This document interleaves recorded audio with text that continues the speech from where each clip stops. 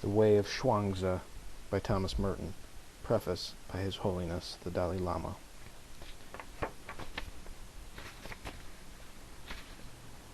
A tribute to Thomas Merton, His Holiness the Dalai Lama. I have been moved a great deal today at this memorial, a recollection of the life of Thomas Merton, and I am very happy that we have done this. From the point of view of a religious practitioner, and in particular as a monastic, Thomas Merton really is someone we can look up to.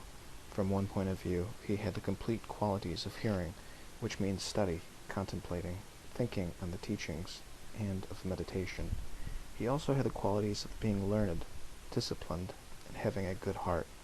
He not only was able to practice himself, but his perspective was very, very broad.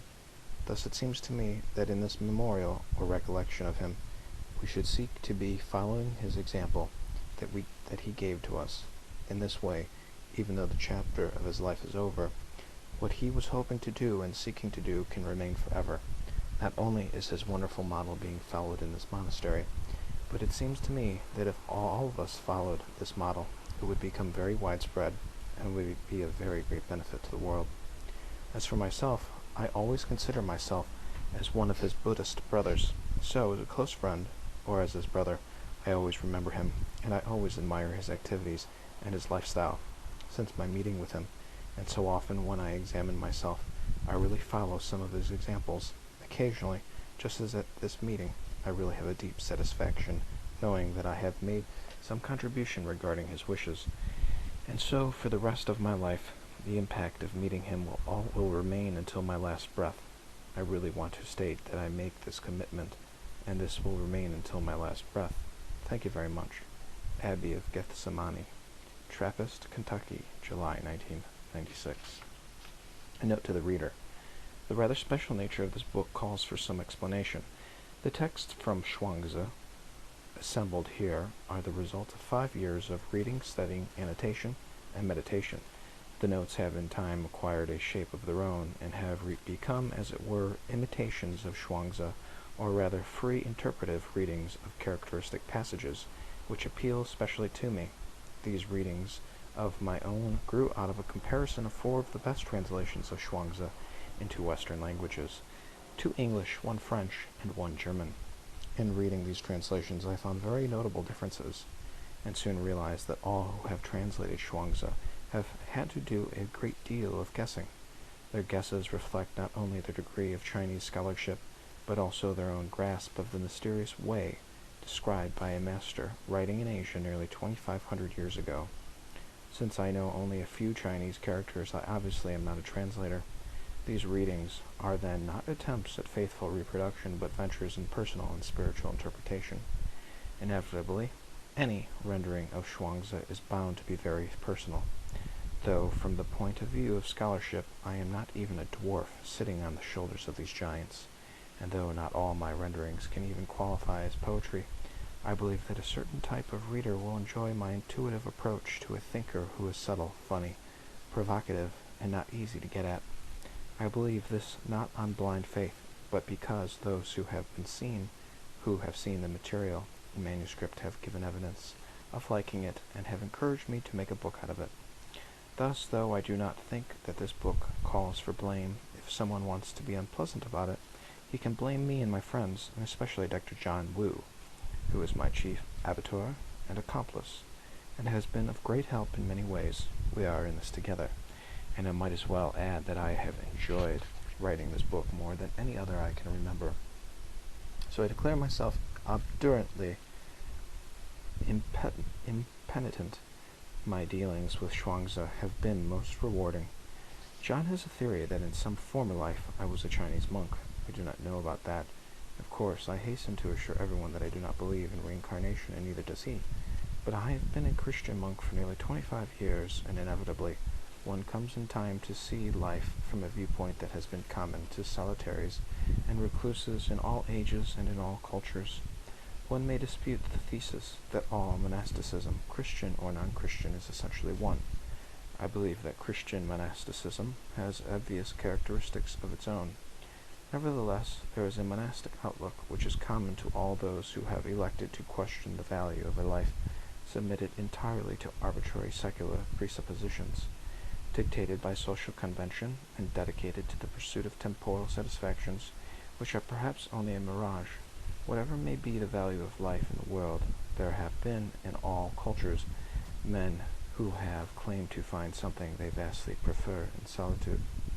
St. Augustine once made a rather strong statement, which he later qualified, saying, "That which is called the Christian religion existed among the ancients, never did not exist from the beginning of the human race until Christ came in the flesh." De Vera Religion, Chapter 10. It would certainly be an exaggeration to call Zhuangzi a Christian, and it is not my intention to waste time in speculation as to what possible rudiments of theology might be discovered in his mysterious statements about Tao.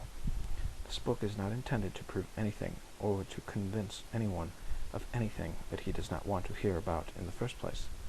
In other words, it is not a new apologetic subtlety, or indeed a work of Jesuitical sleight of hand, in which Christian rabbits will suddenly appear by magic out of a Taoist hat. I simply like Zhuangzi because he is what he is, and I feel no need to justify this liking to myself or to anyone else. He is far too great to need any apologies from me. If St. Augustine could read Plotinus, if St. Thomas could read Aristotle and Averroes, both of them certainly a long way further from Christianity than Zhuangzi ever was, and if Teilhard de Chardin could make copious use of Marx and Engels in his synthesis, I think I may be pardoned for consorting with a Chinese recluse who shares the climate and peace of my own kind of solitude, and who is my own kind of person. His philosophical temper is, I believe, profoundly original and sane. It can, of course, be misunderstood, but it is basically simple and direct. It seeks, as does all the great philosophical thought, to go immediately to the heart of things. Chuang Tzu is not concerned with words, formulas about reality, but with the direct existential grasp of reality in itself. Such a grasp is necessarily obscure and does not lend itself to abstract analysis. It can be presented in a parable, a fable, or a funny story about a conversation between two philosophers. Not all the stories are necessarily by Zhuangzi himself. Indeed, some are about him. The Zhuangzi book is a compilation in which some chapters are almost certainly by the master himself, but many others, especially the later ones, are by his disciples. The whole Zhuangzi book is an anthology of the thought, the humor, the gossip, and the irony that were current in Taoist circles in the vast period, the 4th and 3rd centuries B.C. But the whole teaching, the way contained in these anecdotes, poems, and meditations, is characteristic of a certain mentality found everywhere in the world, a certain taste for simplicity, for humility, self-effacement, silence, and in general a refusal to take seriously the aggressivity, the ambition, the push, and the self-importance which one must display in order to get along in society. This other is a way that prefers not to get anywhere in the world, or even in the field of some supposedly spiritual attainment. The book of the Bible, which most obviously resembles the Taoist classics, is Ecclesiastes, but at the same time there is much in the teaching of the Gospels on simplicity, childlikeness, and humility which responds to the deepest aspirations of the Zhuangzi book and the Tao Te Ching. John Wu has pointed this out in a remarkable essay on Saint Therese of Lisieux and Taoism, presently to be republished in a book together with his study of Zhuangzi. Now Ecclesiastes is a book of earth, and the gospel ethic is an ethic of revelation made on earth of a God incarnate. The little way of Therese of Lisieux is an explicit renunciation of all exalted and disincarnate spiritualities that divide man against himself, putting one half in the realm of angels and the other in an earthly hell. For Zhuangzi, as for the gospel, to lose one's life is to save it, and to seek to save it for one's own sake is to lose it. There is an affirmation of the world that is nothing but ruin and loss. There is a renunciation of the world that finds and saves man in his own home, which is God's world. In any event, the way of Zhuangzi is mysterious because it is so simple that it can get along without being a way at all. Least of all, is it a way out? Zhuangzi would have agreed with St. John of the Cross, that you enter upon this kind of way when you leave all ways and, in some sense, get lost. Abbey of Gethsemane, Pentecost, 1965. The Way of Zhuangzi, a study of Zhuangzi. The classic period of Chinese philosophy covers about 300 years from 550 to 250 BC. Zhuangzi, the greatest of the Taoist writers, whose historical existence can be verified, we cannot be sure of Lao Tzu, flourished toward the end of this period, and indeed the last chapter of the Zhuangzi book. Chapter 33 is a witty and informative history of Chinese philosophy up to his time, the first document of its kind, at least in the Orient.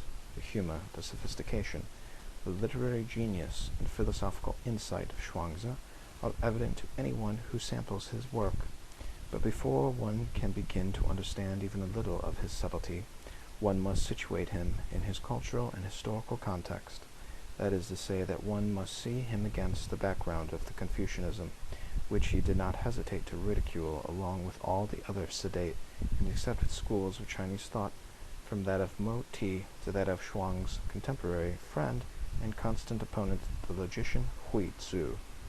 One must also see him in relation to what followed him, because it would be a great mistake to confuse the Taoism of Zhuangzi with the popular degenerate amalgam of superstition, alchemy, magic, and health culture which Taoism later became. The true inheritors of the thought and spirit of Zhuangzi are the Chinese Zen Buddhists of the Tiang period, 7th to 10th centuries AD, but Zhuangzi continued to avert an influence on all cultured Chinese thought, since he never ceased to be recognized as one of the great writers and thinkers of the classical period. The subtle, sophisticated, mystical Taoism of Zhuangzi and Lao Tzu has left a permanent mark on all Chinese culture and on the Chinese character itself. There have never been lacking authorities like Daisitz T. Suzuki, the Japanese Zen scholar, who declare Zhuangzi to be the very greatest of the Chinese philosophers.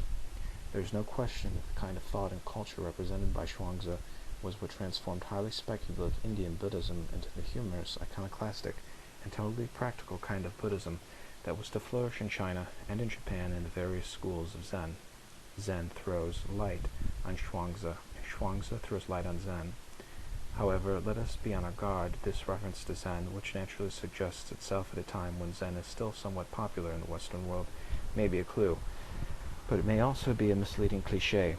There are quite a few Western readers who have in one way or another heard about Zen and even tasted a little of it with the tip of the tongue. But tasting is one thing and swallowing is another, especially when having once only tasted, one proceeds to identify the thing tasted with something else which it seems to resemble.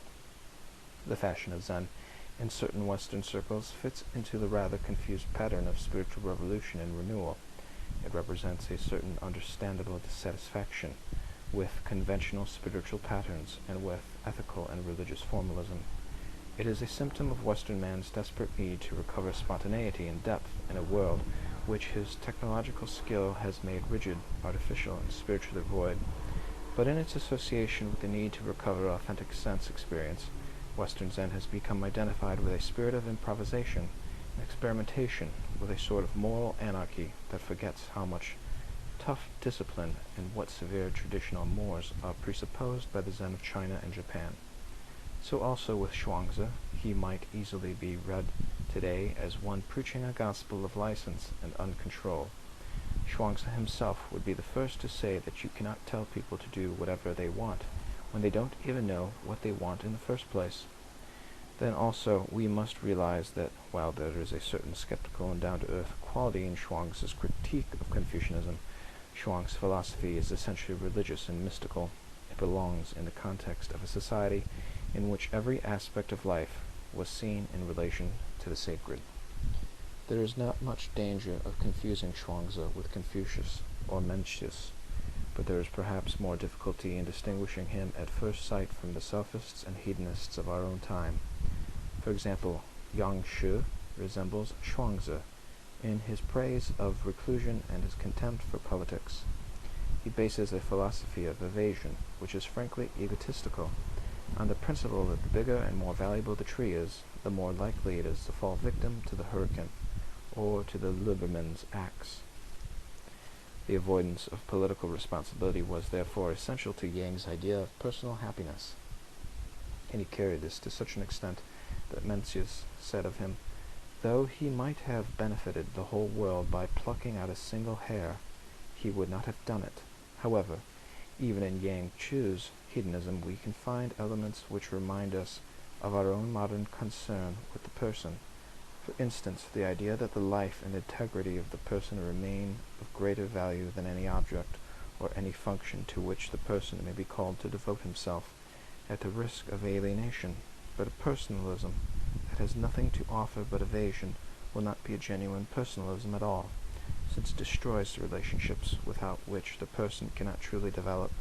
After all, the idea that one can seriously cultivate his own personal freedom merely by discarding inhibitions and obligations to live in self-centered spontaneity results in the complete decay of the true self and of its capacity for freedom.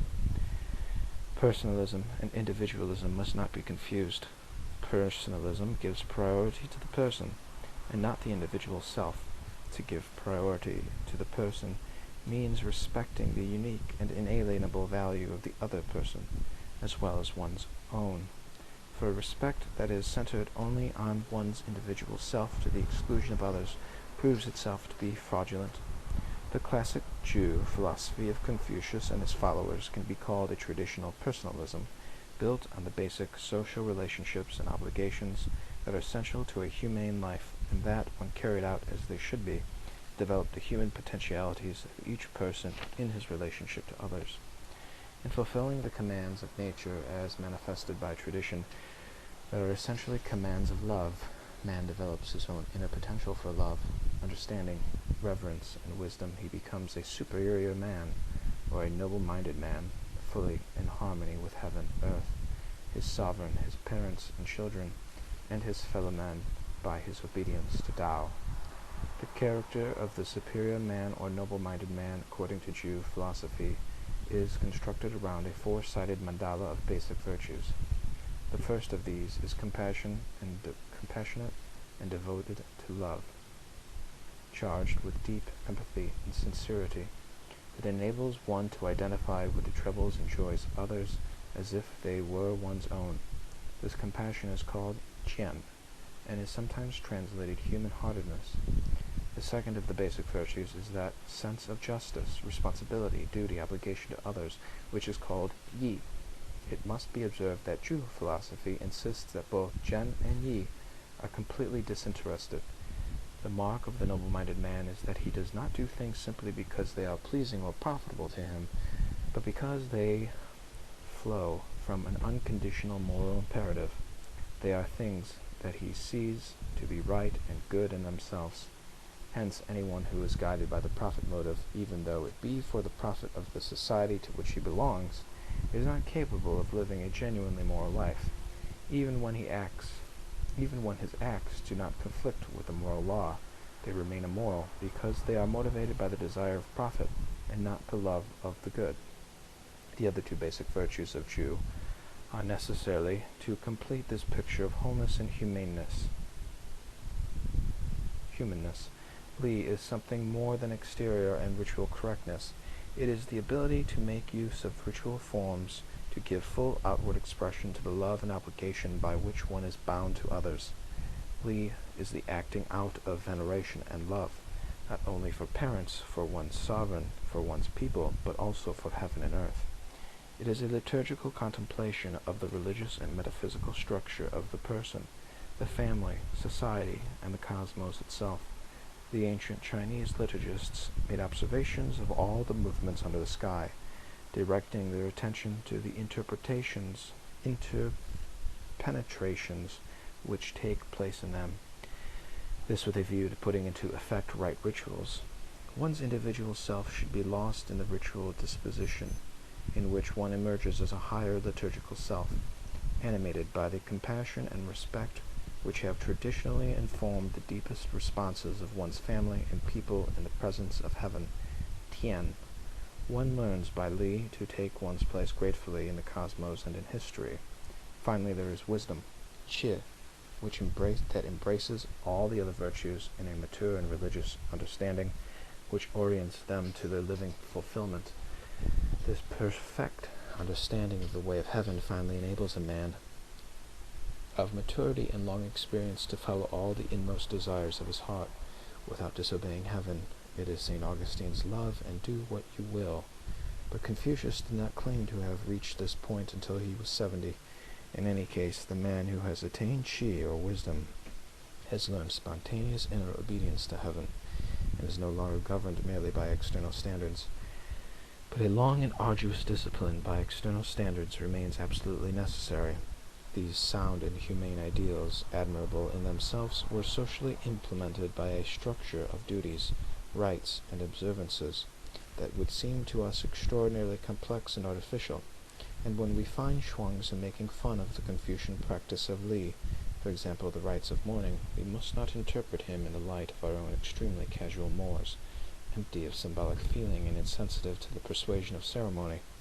We must remember that we ourselves are living in a society which is almost unimaginably different from the Middle Kingdom in 300 BC.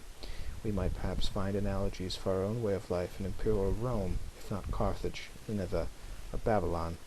Though the China of the 4th century was not without its barbarities, it was probably more refined, more complex, and more humane than the cities that the Apocalypse of John portrayed as typical of worldly brutality, greed, power. The climate of Chinese thought was certainly affected by the fact that the Jew ideal was taken seriously and was already to some extent built in, by education and liturgy, to the structure of Chinese society. We must not, however, imagine anachronistically that in the time of Zhuangzi the Chinese governing class was systemically educated in mass according to Confucian principles, as happened later. If Zhuangzi reacted against the Jew doctrine, it was not in the name of something lower, the animal spontaneity of the individual who does not want to be bothered with a lot of tiresome duties, but in the name of something altogether higher. This is the most important fact to remember when we Westerners confront the seeming antinomianism of Zhuangzi or of the Zen masters. Zhuangzi was not demanding less than Zhen and Yi, but more. His chief complaint of Zhu was that it did not go far enough. It produced well-behaved and virtuous officials, indeed cultured men, but it nevertheless limited and imprisoned them within fixed external norms, and consequently made it impossible for them to act really freely and creatively in response to the ever-new demands of unforeseen situations. Jew philosophy also appealed to Tao, as did Chuangzi. In fact, all Chinese philosophy and culture tend to be Taoist, in a broad sense, since the idea of Tao is, in one form or another, central to traditional Chinese thinking. Confucius could speak of my Tao. He could demand that the disciple set his heart on the Tao. He could declare that if a man hears the Tao in the morning and dies in the evening, his life has not been wasted. And he could add that if a man reaches the age of 40 or 50 without ever hearing the Tao, there is nothing worthy of respect in him. Yet Zhuangzi believed that the Tao in which Confucius set his heart was not the great Tao, that is invisible and incomprehensible. It was a lesser reflection of Tao as it manifests itself in human life. It was the traditional wisdom handed down by the ancients, the guide to practical life, the way of virtue. In the first chapter of the Tao Te Ching, Lao Tzu distinguished between the eternal Tao, that cannot be named, which is the nameless and unknowable source of all being, and the Tao that can be named, which is the mother of all things. Confucius may have had access to the manifest aspects of the Tao that can be named, but the basis of all Zhuangzi's critique of Jew philosophy is that it never comes near to the Tao that cannot be named, and indeed takes no account of it.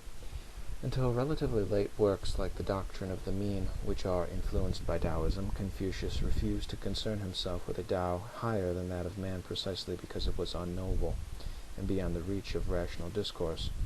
Zhuangzi held that only when one was in contact with the mysterious Tao which is beyond all existent things, which cannot be conveyed either by words or by silence, and which is apprehended only in a state which is neither speech nor silence, could one really understand how to live. To live merely according to the Tao of man was to go astray. The Tao of Jew philosophy is, in the words of Confucius, threading together into one the desires of the self and the desires of the other.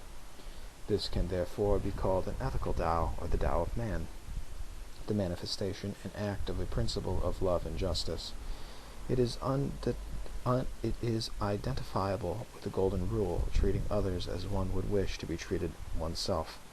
But it is not the Tao of heaven. In fact, as Confucianism developed, it continued to divide and subdivide the idea of Tao until it became simply a term indicating an abstract universal principle in the realm of ethics. Thus, we hear of the Tao of fatherhood, the Tao of sonship, the Tao of wifeliness, and the Tao of ministership.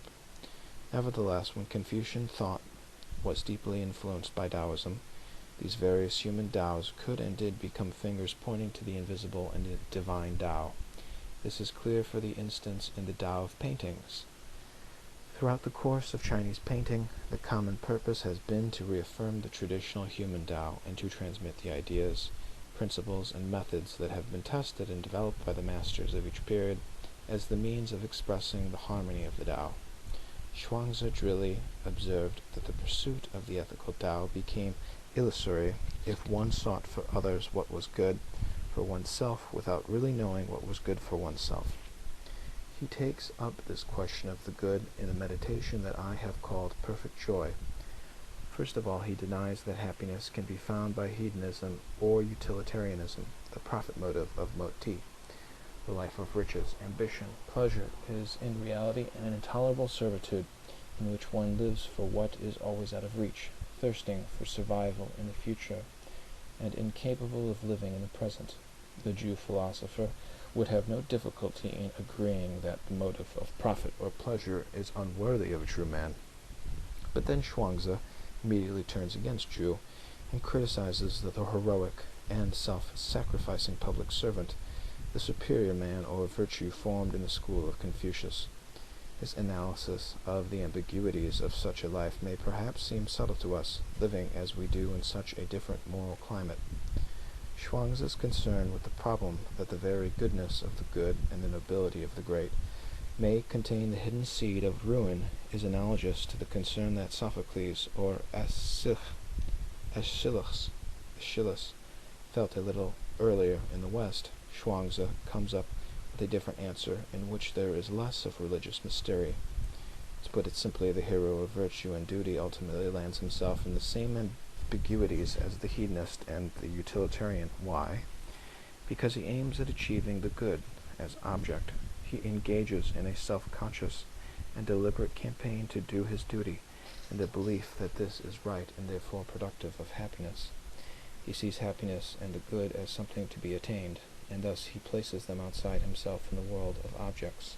In so doing, he becomes involved in a division from which there is no escape, between the present, in which he is not yet in possession of what he seeks, and the future in which he thinks he will have what he desires, between the wrong and the evil, the absence of what he seeks, and the good that he hopes to make present by his efforts to eliminate the evils, between his own idea of right and wrong, and the contrary idea of right and wrong held by some other philosophical school, and so on. Zhuangzi does not allow himself to get engaged in this division by taking sides. On the contrary, he feels that the trouble is not merely with the means the Jew philosopher chooses to attain his ends, but with the ends themselves. He believes that the whole concept of happiness and unhappiness is ambiguous from the start. Since it is situated in the world of objects, this is no less true of more refined concepts like virtue, justice, and so on. In fact, it is especially true of good and evil, or right and wrong. From the moment they are treated as objects to be attained, these values lead to delusion and alienation. Therefore, Zhuangzi agrees with the paradox of Lao Tzu. When all the world recognizes good as good, it becomes evil, because it becomes something that one does not have, and which one must constantly be pursuing until, in effect, it becomes unattainable. The more one seeks the good outside oneself as something to be acquired, the more one is faced with the necessity of discussing, studying, understanding, analyzing the nature of the good. The more, therefore, one becomes involved in abstractions and in the confusion of divergent opinions, the more the good is objectively analyzed, the more it is treated as something to be attained by special virtuous techniques. The less real it becomes. As it becomes less real, it recedes further into the distance of abstraction, futurity, unattainability. The more, therefore, one concentrates on the means to be used to attain it, and as the end becomes more remote and more difficult, the means become more elaborate and complex, until finally the mere study of the means becomes so demanding that all one's effort must be concentrated on this, and the end is forgotten. Hence the nobility of the Jew scholar becomes in reality a devotion to the systemic uselessness of practicing means which lead nowhere. This is in fact nothing but organized despair. The good that is preached and exacted by the moralist thus finally becomes an evil, and all the more so since the hopeless pursuit of it distracts one from the real good which one already possesses, and which one now despises or ignores. The way of Tao is to begin with the simple good, with which one is endowed by the very fact of existence, instead of self-conscious cultivation of this good, which vanishes when we look at it, and becomes intangible when we try to grasp it. We grow quietly in the humility of a simple, ordinary life, and this way is analogous, at least psychologically, to the Christian life of faith. It is more a matter of believing the good than of seeing it as the fruit of one's effort. The secret of the way proposed by Zhuangzi is therefore not the accumulation of virtue and merit taught by Zhu, but Wu Wei, the non-doing, or non-action, which is not intent upon results, and is not concerned with consciously laid plans or deliberately organized endeavors. My greatest happiness consists precisely in doing nothing, whatever that is calculated to obtain the happiness. Perfect joy is to be without joy. If you ask what ought to be done, and what ought not to be done on earth to produce happiness, I answer that these questions do not have a fixed and predetermined answer to suit every case. If one is in harmony with Tao, the cosmic Tao, great Tao, the answer will make itself clear when the time comes to act. For then one will not act. One will act not according to the human and self-conscious mode of deliberation, but according to the divine and spontaneous mode of Wu Wei, which is the mode of action of Tao itself, and is therefore the source of all good. The other way, the way of conscious striving, even though it may claim to be a way of virtue, is fundamentally a way of self-aggrandizement, and it is consequently bound to come into conflict with Tao. Hence it is self-destructive, for what is against Tao will cease to be. This explains why the Tao Te Ching, criticizing Jew philosophy, says that the highest virtue is non-virtuous, and therefore it has virtue. But low virtue never frees itself from virtuousness, therefore it has no virtue. Zhuangzi is not against virtue. Why should he be? But he sees that mere virtuousness is without meaning and without deep effect either in the life of the individual or in society. Once this is clear, we see that Zhuangzi's ironic statements about righteousness and ceremonies are made not in the name of lawless hedonism and antinomianism, but in the name of that genuine virtue which is beyond virtuousness. Once this is clear, one can reasonably see a certain analogy between Zhuangzi and St. Paul. The analogy must certainly not be pushed too far. Zhuangzi lacks the profoundly theological mysticism of St. Paul, but his teaching about the spiritual liberty of Wu Wei and the relation of virtue to the indwelling Tao is analogous to Paul's teaching on faith and grace. Contrasted with the works of the Old Law, the relation of the Zhuangzi book to the Analects of Confucius is not unlike that of the epistles to the Galatians and Romans to the Torah. For Zhuangzi, the truly great man is therefore not the man who has, by a lifetime of study and practice, accumulated a great fund of virtue and merit, but the man in whom Tao acts without impediment, the man of Tao. Several of the texts in this present book describe the man of Tao. Others tell us that he is not. One of the most instructive in this respect is the long and delightful story of the anxiety-ridden, perfectionistic disciple of King Chuang who is sent to Lao Tzu to learn the elements. He is told that if you persist in trying to attain what is never attained, in destroying about what cannot be understood, you will be destroyed. On the other hand, if he can only know when to stop, be content to wait, listen, and give up his own useless strivings, this melts the ice. Then he will begin to grow without watching himself grow, and without any appetite for self-improvement. Zhuangzi, surrounded by ambitious and supposedly practical men, reflected that these operators knew the value of the useful, but not the greater value of the useless. As John Wu has put it, to Zhuangzi, the world must have looked like a terrible tragedy written by a great comedian. He saw scheming politicians falling into pits they had dug for others. He saw predatory states swallowing weaker states, only to be swallowed in their turn by stronger ones. Thus, the much vaunted utility of the useful talents proved not only useless, but self-destructive. The man of Tao will prefer obscurity and solitude. He will not seek public office, even though he may recognize that the Tao which inwardly forms the sage, outwardly forms the king and the turtle. Zhuangzi delivers a curt and definite refusal to those who come to tempt him away from his fishing on the riverbank in order to give him a job in the capital. He has an even more blunt response when his friend Tzu suspects him of plotting to supplant him in his official job, Owl and Phoenix.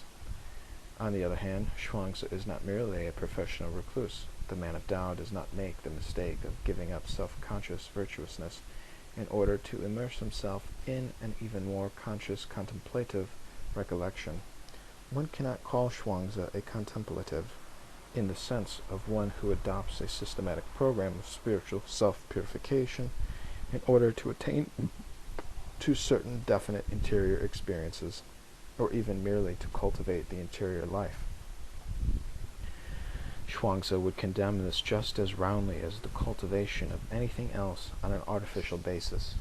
All deliberate, systematic, and reflexive self-cultivation, whether active or contemplative, personalistic or politically committed, cuts one off from the mysterious but indispensable contact with Tao, the hidden mother of all life and truth.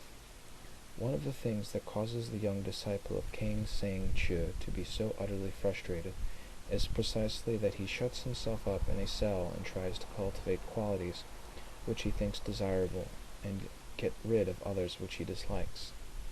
A contemplative and interior life which would simply make the subject more aware of himself and permit him to become obsessed with his own interior progress would, for Chuangzi, be no less an illusion than the active life of the benevolent man who would try to be his own efforts to impose his idea of the good on those who might oppose this idea, and thus in his eyes become enemies of the good. The true tranquility sought by the man of Tao is Ying-Ning, tranquility in the action of non-action. In other words, a tranquility which transcends the division between activity and contemplation by entering into union with the nameless and invisible Tao. Zhuangzi insists everywhere that this means abandoning the need to win. See the fighting cock. In Monkey Mountain, he shows the peril of cleverness and virtuosity, and repeats one of his familiar themes that we might summarize as, "No one is so wrong as the man who knows all the answers." Like Lao Tzu, Master Shuang preaches an essential humility, not the humility of virtuousness and conscious self-abasement, which in the end is never entirely free from the unctuousness of Uriah Heep, but the basic, one might say ontological or cosmic humility of the man who fully realizes his own nothingness and becomes totally forgetful of himself, like a dry tree stump, like dead ashes. One may call this humility cosmic, but only because it is rooted in the true nature of things, but also because it is full of life and awareness, responding with boundless vitality and joy to all living beings. It manifests itself everywhere by a Franciscan simplicity and connaturality with all living creatures. Half the characters who are brought before us to speak the mind of Zhuangzi are animals, birds, fishes, frogs, and so on. Zhuangzi's Taoism is nostalgic for the primordial climate of paradise, in which there was no differentiation, in which man was utterly simple, unaware of himself, living at peace with himself, with Tao, and with all other creatures. But for Shuang, this paradise is not something that has been irrevocably lost by sin, and cannot be regained except by redemption. It is still ours, but we do not know it, since the effect of life in society is to complicate and confuse our existence, making us forget who we really are by causing us to become obsessed with what we are not. It is this self-awareness which we try to increase and perfect by all sorts of methods and practices that is really a forgetfulness of our true roots in the unknown Tao, and our solidarity in the uncarved block, in which there are yet no distinctions. Zhuangzi's paradoxical teaching that you never find happiness until you stop looking for it must not therefore be negatively interpreted. He is not preaching a retreat from a full, active human existence into inertia and quietism. He is, in fact, saying that happiness can be found, but only by non-seeking and non-action. It can be found, but not as the result of a program or of a system. A program or a system has this disadvantage. It tends to situate happiness in one kind of action, and to seek it only there. But the happiness and freedom which Chuang Tzu saw in Tao is to be found everywhere, since Tao is everywhere. And until one can learn to act with such freedom from care that all action is perfect joy, because without joy, one cannot really be happy in anything, as Feng Yu Lam sums it up in his Spirit of Chinese Philosophy, page 77. The sage will accompany everything and welcome everything, everything being in the course of being constructed and in the course of being destroyed.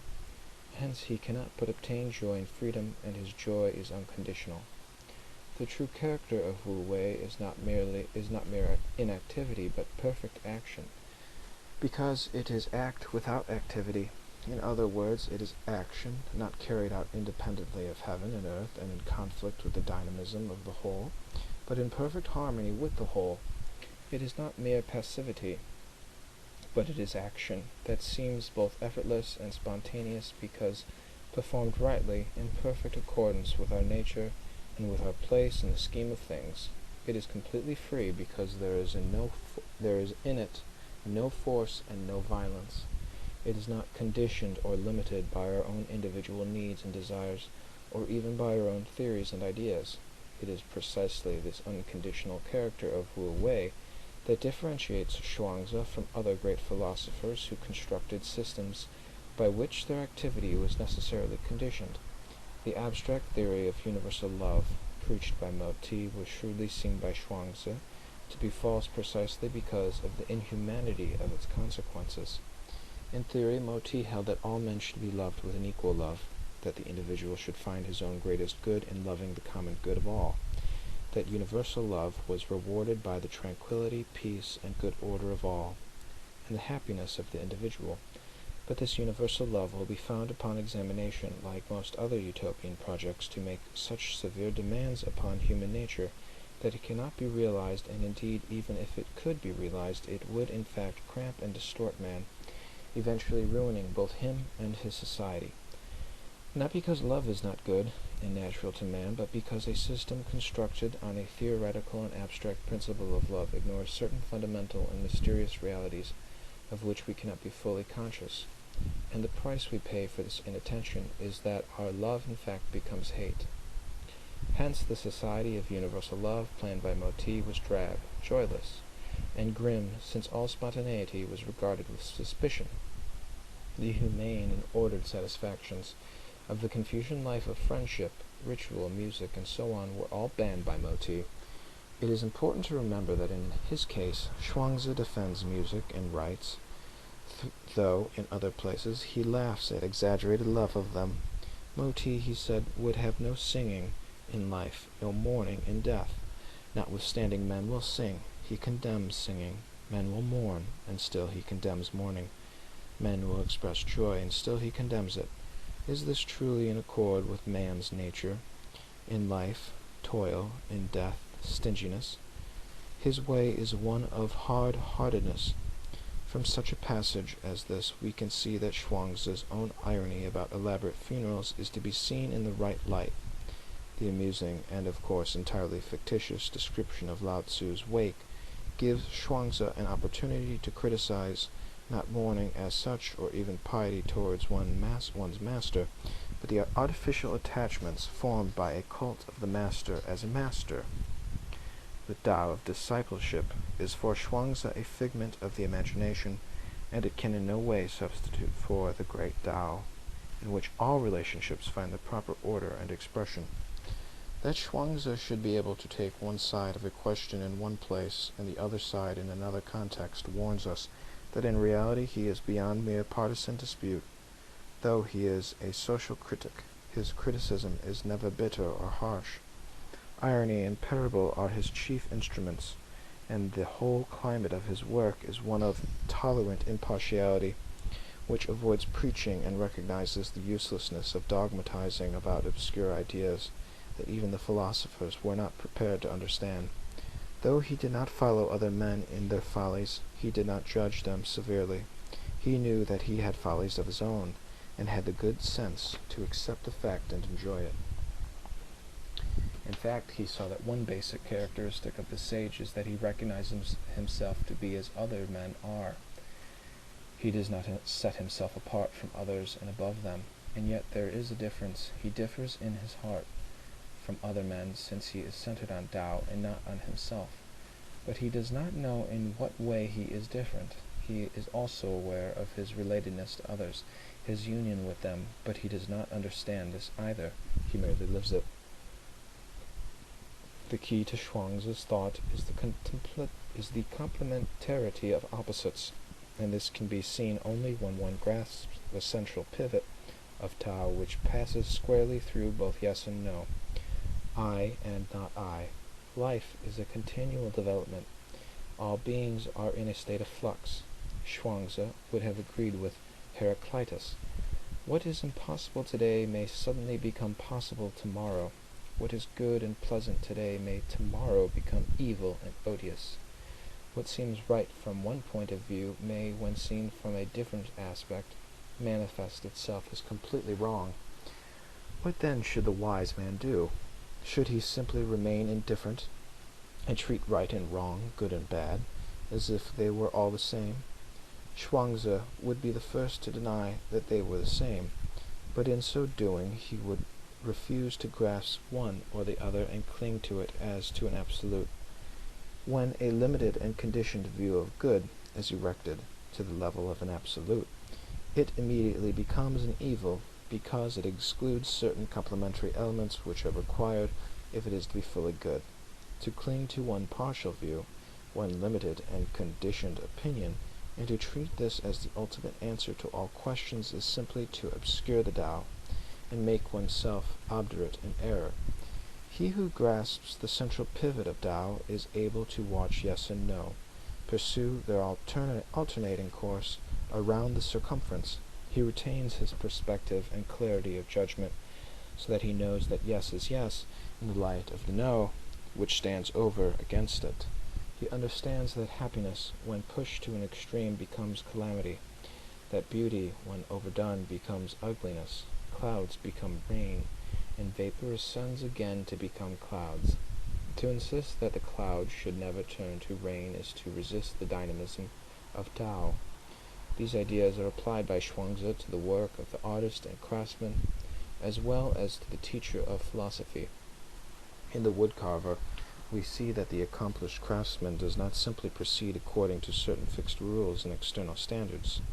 To do so is, of course, perfectly all right for the mediocre artisan, but the superior work of art proceeds from a hidden and spiritual principle which, in fasting, detachment, forgetfulness of results, and abandonment of all hope of profit, discovers precisely the tree that is waiting to have this particular work carved from it. In such a case, the artist works as though passively, and it is Tao that works in and through him. This is a favorite theme of Zhuangzi, and we find it often repeated. The right way of making things is beyond self-conscious reflection, for when the shoe fits, the foot is forgotten. In the teaching of philosophy, Zhuangzi is not in favor of putting on tight shoes and that make the disciple intensely conscious of the fact that he has feet because they torment him. For that very reason, Zhuang is critical not only of Confucians, who are too attached to method and system, but also of Taoists who try to impart knowledge of the unnameable Tao, when in cannot be imparted, and when the hearer is not even ready to receive the first elements of instruction about it. Symphony for a seabird is to be read in this light. It does not apply merely to the deadening of spontaneity by an artificial insistence on true philosophy, but also to a wrong-headed and badly timed zeal in the communication of Tao. In fact, Tao cannot be communicated, yet it communicates itself in its own way when the right moment arrives. Even one who seems incapable of any instruction whatever will become mysteriously aware of Tao. Meanwhile, though he consistently disagreed with his friend the dialectician Tzu, and though his disciples, who were not without the need to win, always represented Chuang as beating He in debate, Zhuangzi actually used many of Tzu's metaphysical ideas. He realized that by the principle of complementarity, his own thought was not complete merely in itself without the opposition of Tzu. One of the most famous of all Zhuangzi's principles is that called 3 in the morning, from the story of the monkeys whose keeper planned to give them 3 measures of chestnuts in the morning and 4 in the evening, but when they complained, changed his plan and gave them 4 in the morning and 3 in the evening. What does this story mean? Simply that the monkeys were foolish and that the keeper cynically outsmarted them? Quite the contrary. The point is rather that the keeper had enough sense to recognize that the monkeys had irrational reasons of their own for wanting 4 measures of chestnuts in the morning, and did not stubbornly insist on his original arrangement. He was not totally indifferent, and yet he saw that an accidental difference did not affect the substance of his arrangement. Nor did he waste time demanding that the monkeys try to be more reasonable about it when monkeys are not expected to be reasonable in the first place. It is when we insist most firmly on everyone else being reasonable that we become ourselves unreasonable. Zhuangzi, firmly centered on Tao, could see these things in perspective. His teaching follows the principle of 3 in the morning, and it is at home on 2 levels, that of the divine and invisible Tao that has no name, and that of ordinary, simple, everyday existence. The Way of Zhuangzi. Chapter 2. Readings from Zhuangzi. The Useless Tree. Tzu said to Chuang, "I have a big tree, the kind they call a stink tree. The trunk is so distorted, so full of knots, no one can get a straight plank out of it. The branches are so crooked you cannot cut them up in any way that makes sense. There it stands beside the road. No carpenter will even look at it. Such is your teaching, big and useless." Zhuangzi replied, "Have you ever watched the wildcat crouching, watching his prey? This way it leaps, and that way, high and low, and at last lands in the trap. But have you seen the yak? Great as a thundercloud he stands in his might. Big? Sure. He can't catch mice. So for your big tree, no use? Then plant it in the wasteland, in emptiness. Walk idly around, rest under its shadow. No axe or bill prepares its end. No one will ever cut it down. Useless? You should worry." A hat salesman and a capable ruler. A man of Sung did business in silk ceremonial hats. He traveled with a load of hats to the wild men of the south. The wild men had shaved heads, tattooed bodies. What did they want with silk ceremonial hats? Yao had wisely governed all China. He had brought the entire world to a state of rest. After that he went to visit the 4 perfect ones in the distant mountains of Kushi. When he came back across the border into his own city, he lost his lost gaze, saw no throne. The breath of nature. When great nature sighs, we hear the winds, which, noiseless in themselves, awaken voices from other beings. Blowing on them from every opening, loud voices sound. Have you not heard this rush of tones? There stands the overhanging wood on the steep mountain, old trees with holes and cracks, like snouts, maws, and ears, like beam sockets, like goblets, grooves in the wood, hollows full of water. You hear mooing and roaring, whistling, shouts of command, grumblings, deep drones, said flutes. One call awakens another in dialogue. Gentle winds sing timidly. Strong ones blast on without restraint. Then the wind dies down. The openings empty out their last sound. Have you not observed how all then trembles and subsides? You replied, I understand. The music of earth sings through 1,000 holes. The music of man is made on flutes and instruments. What makes the music of heaven? Master Key said, something is blowing on 1,000 different holes. Some power stands behind all this and makes the sounds die down. What is this power? Great knowledge. Great knowledge sees all in one. Small knowledge breaks down into the many. When the body sleeps, the soul is enfolded in one. When the body wakes, the openings begin to function. They resound with every encounter, with all the varied business of life, the strivings of the heart. Men are blocked, perplexed, lost in doubt. Little fears eat away their heart, their peace of heart. Great fears swallow them whole. Arrows shot at a target, hit and miss, right and wrong. That is what men call judgment, decision. Their pronouncements are as final as treaties between emperors. Oh, they make their point, yet the arguments fall faster and feebler than dead leaves in autumn and winter.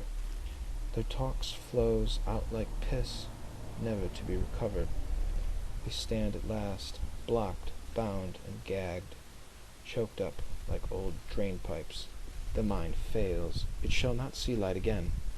Pleasure and rage, sadness and joy, hopes and regrets, change and stability, weakness and decision, impatience and sloth, all are sounds from the same flute, all mushrooms from the same wet mold. Day and night follow one another and come upon us without seeing how they sprout. Enough, enough. Early and late we meet the that, from which these all grow. If there were no that, there would be no this. If there were no this, there would be nothing for all these winds to play on. So far can we go, but how shall we understand what brings it about? One may well suppose the true governor to be behind it all. That such a power works I can believe. I cannot see his form. He acts, but has no form. The pivot. Tao is obscured when men understand only one of a pair of opposites, or concentrate only on a partial aspect of being. Then clear expression also becomes muddled by mere wordplay, affirming this one aspect and denying all the rest. Hence the wrangling of Confucians and Moists. Each denies what the other affirms, and affirms what the other denies. What use is the struggle to set up no against yes, and yes against no? Better to abandon this hopeless effort and seek true light. There is nothing that cannot be seen from the standpoint of the not I, and there is nothing which cannot be seen from the standpoint of the I. If I begin by looking at anything from the viewpoint of the not I, then I do not really see it, since it is not I that sees it. If I begin from where I am and see it as I see it, then it may also become possible for me to see it as another sees it. Hence the theory of reversal, that opposites produce each other, depend on each other, and complement each other. However this may be, life is followed by death, death is followed by life. The possible becomes impossible, the impossible becomes possible. Right turns into wrong, and wrong into right. The flow of life alters circumstances, and thus things themselves are altered in their turn.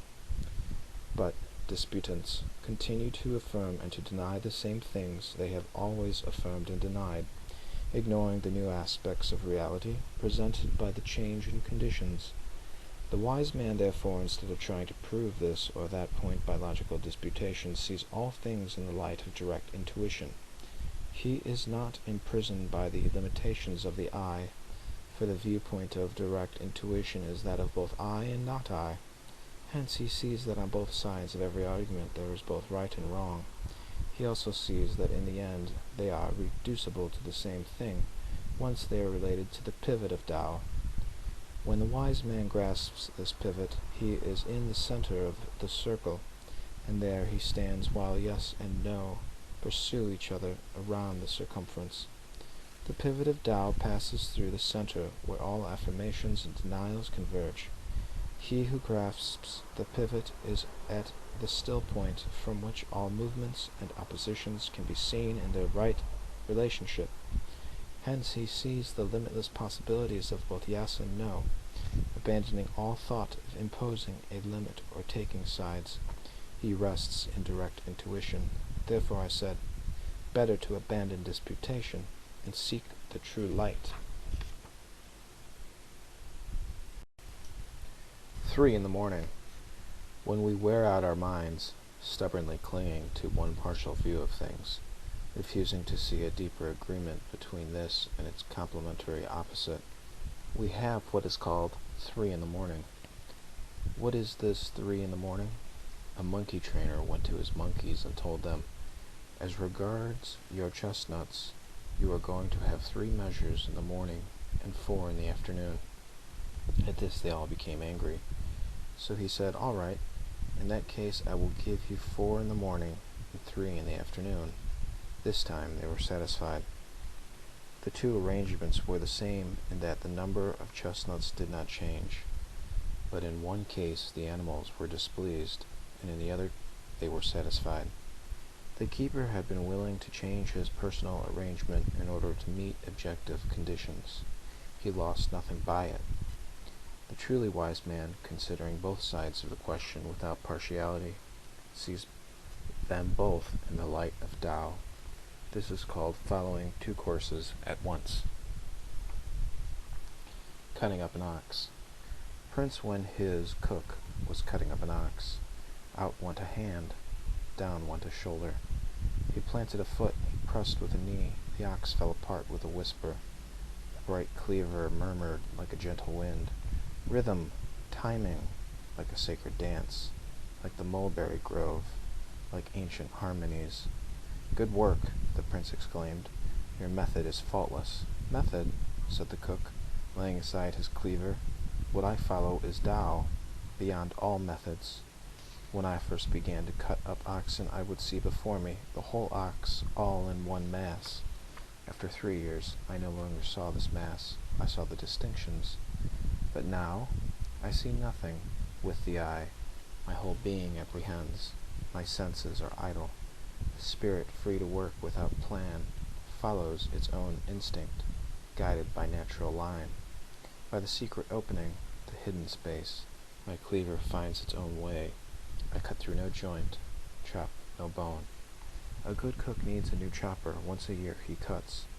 A poor cook needs a new one every month he hacks. I have used this same cleaver 19 years. It has cut up 1,000 oxen. Its edge is as keen as if newly sharpened. There are spaces in the joints.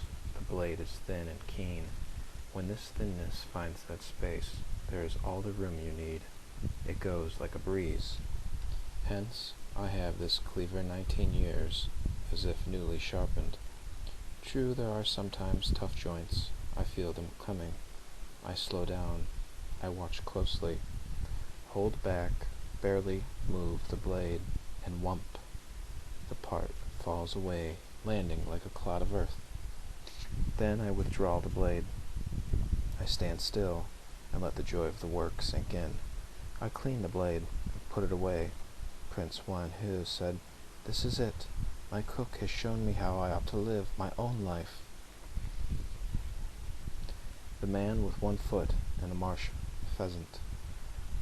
Kong Wen Sin saw a maimed official whose left foot had been cut off, a penalty in the political game. "What kind of man," he cried, "is this one-footed oddity? How did he get that way? Shall we say man did this, or heaven?" "Heaven," he said. "This comes from heaven, not from man. When heaven gave this man life, it willed it should stand out from others, and sent him into politics to get himself distinguished. See, 1 foot! This man is different. The little marsh pheasant must hop 10 times to get a bite of grain. She must run 100 steps before she takes a sip of water. Yet she does not ask to be kept in a hen run, though she might have all she desired set before her. She would rather run and seek her own little living uncaged." The fasting of the heart. Yan He, the favorite disciple of Confucius, came to take leave of his master. "Where are you going?" asked Confucius. "I am going to Wei." "And for what?" "I have heard that the Prince of Wei is a lusty, full-blooded fellow, and is entirely self-willed. He takes no care of his people, and refuses to see any fault in himself. He pays no attention to the fact that his subjects are dying right and left. Corpses lie all over the country like hay in a field. The people are desperate. But I have heard you, master, say that one should leave the state that is well governed and go to that which is in disorder. At the door of the physician there are plenty of sick people. I want to take this opportunity to put into practice what I have learned from you, and see if I can bring about some improvement in conditions there." "Alas," said Confucius, "you do not realize what you are doing. You will bring disaster upon yourself. Tao has no need of your eagerness, and you will only waste your energy in your misguided efforts. Wasting your energy will become confused and then anxious. Once anxious, you will no longer be able to help yourself. The sages of old first sought Tao in themselves, then looked to see if there was anything in others that corresponded with Tao as they knew it. But if you do not have Tao yourself, what business have you spending your time in vain efforts to bring corrupt politicians into the right path? However, I suppose you must have some basis for your hope of success. How do you propose to go about it?" Yan He replied, "I intend to present myself as a humble, disinterested man, seeking only to do what is right, and nothing else. A completely simple and honest approach. Will this win his confidence?" "Certainly not," Confucius replied. "This man is convinced that he alone is right. He may pretend outwardly to take an interest in an objective standard of justice, but do not be deceived by his expression. He is not accustomed to being opposed by anyone. His way is to reassure himself that he is right by trampling on other people. If he does this with mediocre men, he will all the more certainly do it to one who presents a threat. By claiming to be a man of high qualities, he will cling stubbornly to his own way. He may pretend to be interested in your talk about what is objectively right, but interiorly he will not hear you, and there will be no change whatsoever. You will get nowhere with this." Yan He then said, "Very well. Instead of directly opposing him, I will maintain my own standards of interiorly, but outwardly I will appear to yield. I will appeal to the authority of tradition and to the examples of the past. He who is interiorly uncompromising is a son of heaven, just as much as any ruler. I will not rely on any teaching of my own, and will consequently have no concern about whether I am approved or not. I will eventually be recognized as perfectly disinterested and sincere. They will all come to appreciate my candor, and thus I will be an instrument of heaven in their midst. In this way, yielding in obedience to the prince as other men do, bowing, kneeling, prostrating myself as a servant should, I shall be accepted without blame. Then others will have confidence in me, and gradually they will make use of me, seeing that I desire only to make myself useful and to work for the good of all. Thus I will be an instrument of men. Meanwhile, all I have to say will be expressed in terms of ancient tradition. I will be working with the sacred tradition of the ancient sages. Though what I say may be objectively a condemnation of the prince's conduct, it will not be I who say it, but tradition itself. In this way I will be perfectly honest, and yet not give offense. Thus I will be an instrument of tradition. Do you think I have the right approach?" "Certainly not," said Confucius. "You have too many different plans of action. when you have not even got to know the prince and observed his character? At best, you might get away with it and save your skin, but you will not change anything whatever. He might perhaps superficially conform to your words, but there will be no real change of heart. Yen He then said, "Well, that is the best I have to offer. Will you, master, tell me what you suggest?" "You must fast," said Confucius. "Do you know what I mean by fasting? It is not easy, but easy ways do not come from God." "Oh," said Yen He, "I am used to fasting. At home we were poor. We went for months without wine or meat. That is fasting, is it not?" "Well, you can call it observing a fast, if you like," said Confucius, "but it is not the fasting of the heart." "Tell me," said Yen He, "what is fasting of the heart?" Confucius replied, "The goal of fasting is inner unity. This means hearing, but not with the ear. Hearing, but not with the understanding. Hearing with the spirit, with your whole being. The hearing that is only in the ears is one thing, the hearing of the understanding is another. But the hearing of the spirit is not limited to any one faculty, to the ear, or to the mind. Hence it demands the emptiness of all the faculties. When the faculties are empty, then the whole being listens. There is then a direct grasp of what is right there before you that can never be heard with the ear or understood with the mind. Fasting of the heart empties the faculties, frees you from limitation and from preoccupation. Fasting of the heart begets unity and freedom. "I see," said Yen He. "What was standing in my way was my own self-awareness. If I can begin this fasting of the heart, self-awareness will vanish.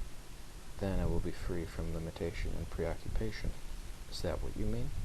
"Yes," said Confucius, "that's it.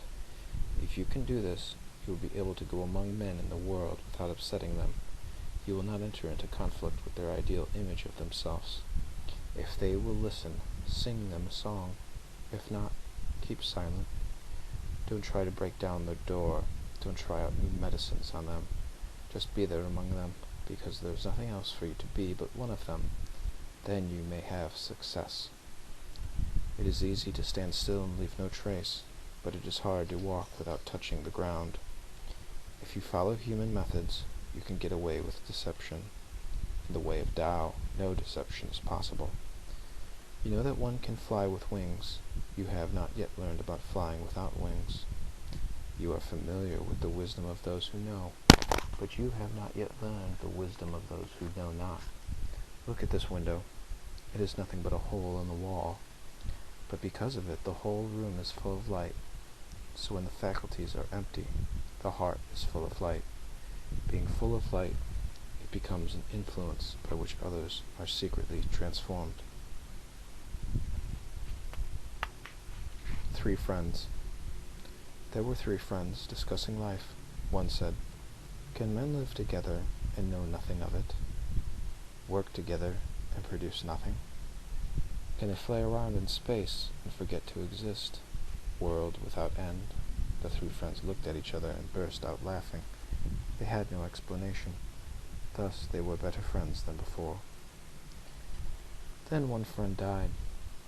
Confucius sent a disciple to help the other 2 chant his obsequies. But the disciple found that one friend had composed a song, while the other played a lute. They sang, "Hey Sung Hu, where'd you go? Hey Sung Hu, where'd you go? You have gone where you really were, and we are here, damn it, we are here." Then the disciple of Confucius burst in on them and exclaimed, "May I inquire where you found this in the rubrics for obsequies? This frivolous caroling in the presence of the departed?" The 2 friends looked at each other and laughed. "Poor fellow," they said, "he doesn't know the new liturgy." Lao Tzu's wake. Lao Tan lay dead. Qin Shi attended the wake. He let out 3 yells and went home. One of the disciples said, "Were you not the master's friend?" "Certainly," he replied. "Is it then sufficient for you to mourn no better than you have just done?" "In the beginning," said Qin Shi, "I thought he was one of the greatest men. No longer. When I came to mourn, I found old men lamenting him as their son. young men sobbing as though for their mother. How did he bind them to himself so tight? If not by words, he should never have said, and tears he should never have wept. He weakened his true being. He laid on load upon load of emotion, increased the enormous reckoning. He forgot the gift of God, had trusted to him. This the ancients called punishment for neglecting the true self. The master came at his right time into the world. When his time was up, he left it again. He who awaits his time, who submits when his work is done, in his life there is no room for sorrow or for rejoicing. Here is how the ancients said all this in 4 words. God cuts the thread. We have seen a fire of sticks burnt out. Fire now burns in some other place, where, who knows, these brands are burnt out. Confucius and the Madman. When Confucius was visiting the state of Chu, along came Ye, the madman of Chu, and sang outside the master's door, "O Phoenix, Phoenix, where's your virtue gone? It cannot reach the future or bring the past again. When the world makes sense, the wise have work to do. They can only hide when the world's askew. Today, if you can stay alive, lucky are you. Try to survive. Joy is fed a light, but who can carry it? Sorrow falls like a landslide, who can parry it? Never, never teach virtue more. You walk in danger. Beware, beware. Even ferns can cut your feet. When I walk crazy, I walk right. But am I a man to imitate? The tree on the mountain height is its own enemy. The grease that feeds the light devours itself. The cinnamon tree is edible, so cut it down. The lacquer tree is profitable, they maim it. Every man knows how useful it is to be useful. No one seems to know how useful it is to be useless. The true man. What is meant by a true man? The true men of old were not afraid. When they stood alone in their views, no great exploits, no plans. If they failed, no sorrow, no self-congratulation and success. They scaled cliffs, never dizzy, plunged in water, never wet, walked through fire and were not burnt. Thus their knowledge reached all the way to Tao. The true men of old slept without dreams, woke without worries. Their food was plain. They breathed deep. True men breathe from their heels. Others breathe with their gullets. Half strangled, in dispute they heave up arguments like vomit.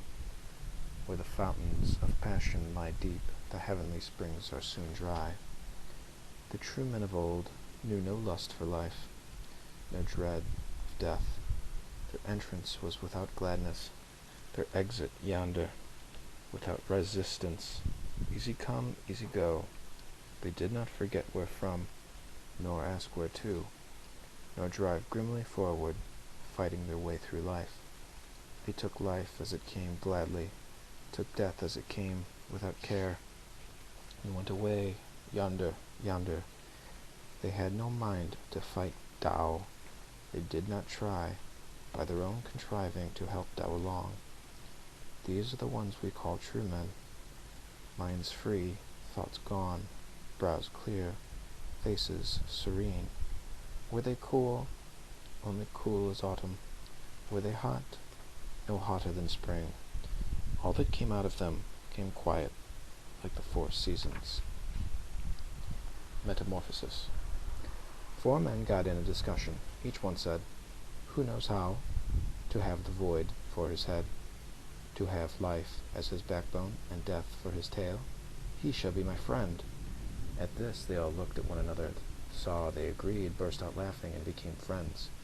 Then one of them fell ill, and another went to see him. "Great is the Maker," said the sick one, "who has made me as I am. I am so doubled up, my guts are over my head. Upon my navel I rest my cheek. My shoulders stand out beyond my neck. My crown is an ulcer, surveying the sky. My body is chaos, but my mind is in order." He dragged himself to the well, saw his reflection, and declared, "What a mess he has made of me." His friend asked, "Are you discouraged?" "Not at all. Why should I be? If he takes me apart and makes a rooster of my left shoulder, I shall announce the dawn. If he makes a crossbow of my right shoulder, I shall procure roast duck. If my buttocks turns into wheels, and if my spirit is a horse, I will hitch myself up and ride around in my own wagon.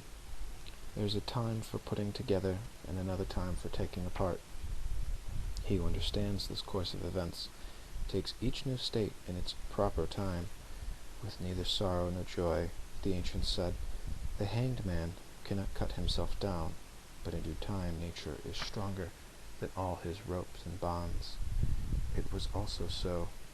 Where is there a reason to be discouraged? Man is born in Tao. Fishes are born in water. Man is born in Tao. If fishes born in water seek the deep shadow of pond and pool, all their needs are satisfied. If man born in Tao sinks into the deep shadow of non-action to forget aggression and concern, he lacks nothing. His life is secure. Moral: all the fish needs is to get lost in water. All man needs is to get lost in Tao. 2 kings and no form. The South Sea King was act on your hunch. The North Sea King was act in a flash. The king of the place between them was no form. Now, South Sea King and North Sea King used to go together often to the land of no form. He treated them well, so they consulted together. They thought up a good turn, a pleasant surprise for no form in token of appreciation.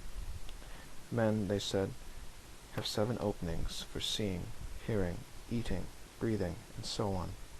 But no form has no openings. Let's make him a few holes. So after that, they put holes in no form, 1 a day for 7 days. And when they finished the 7th opening, their friend lay dead. Lao Tan said, to organize is to destroy. Cracking the safe. For security against robbers who snatch purses, rifle luggage, and crack safes, one must fasten all property with ropes, lock it up with locks, bolt it with bolts. This, for property owners, is elementary good sense. But when a strong thief comes along, he picks up the whole lot, puts it on his back, and goes on his way with only one fear, that ropes, locks, and bolts may give way. Thus what the world calls good business is only a way to gather up the loot, pack it, make it secure, and one convenient load for the more enterprising thieves, who is there among those called smart, who does not spend his time amassing loot for a bigger robber than himself. In the land of Ki, from village to village, you could hear cocks crowing, dogs barking. Fishermen cast their nets. Plowmen plowed the wide fields. Everything was neatly marked out by boundary lines for 500 square miles. There were temples for ancestors, altars for field gods, and corn spirits. Every canton, county, and district was run according to the laws and statutes, until one morning the Attorney General, Chuang Tzu, did away with the king and took over the whole state. Was he content to steal the land? No. He also took over the laws and statutes at the same time, and all the lawyers with them, not to mention the police. They all formed part of the same package. Of course, people called King Tzu a robber, but they left him alone to live as happy as the patriarchs. No small state would say a word against him. No large state would make a move in his direction. So, for 12 generations, the state of Qi belonged to his family. No one interfered with his inalienable rights. The invention of weights and measures makes robbery easier. Signing contracts, setting seals, makes robbery more sure.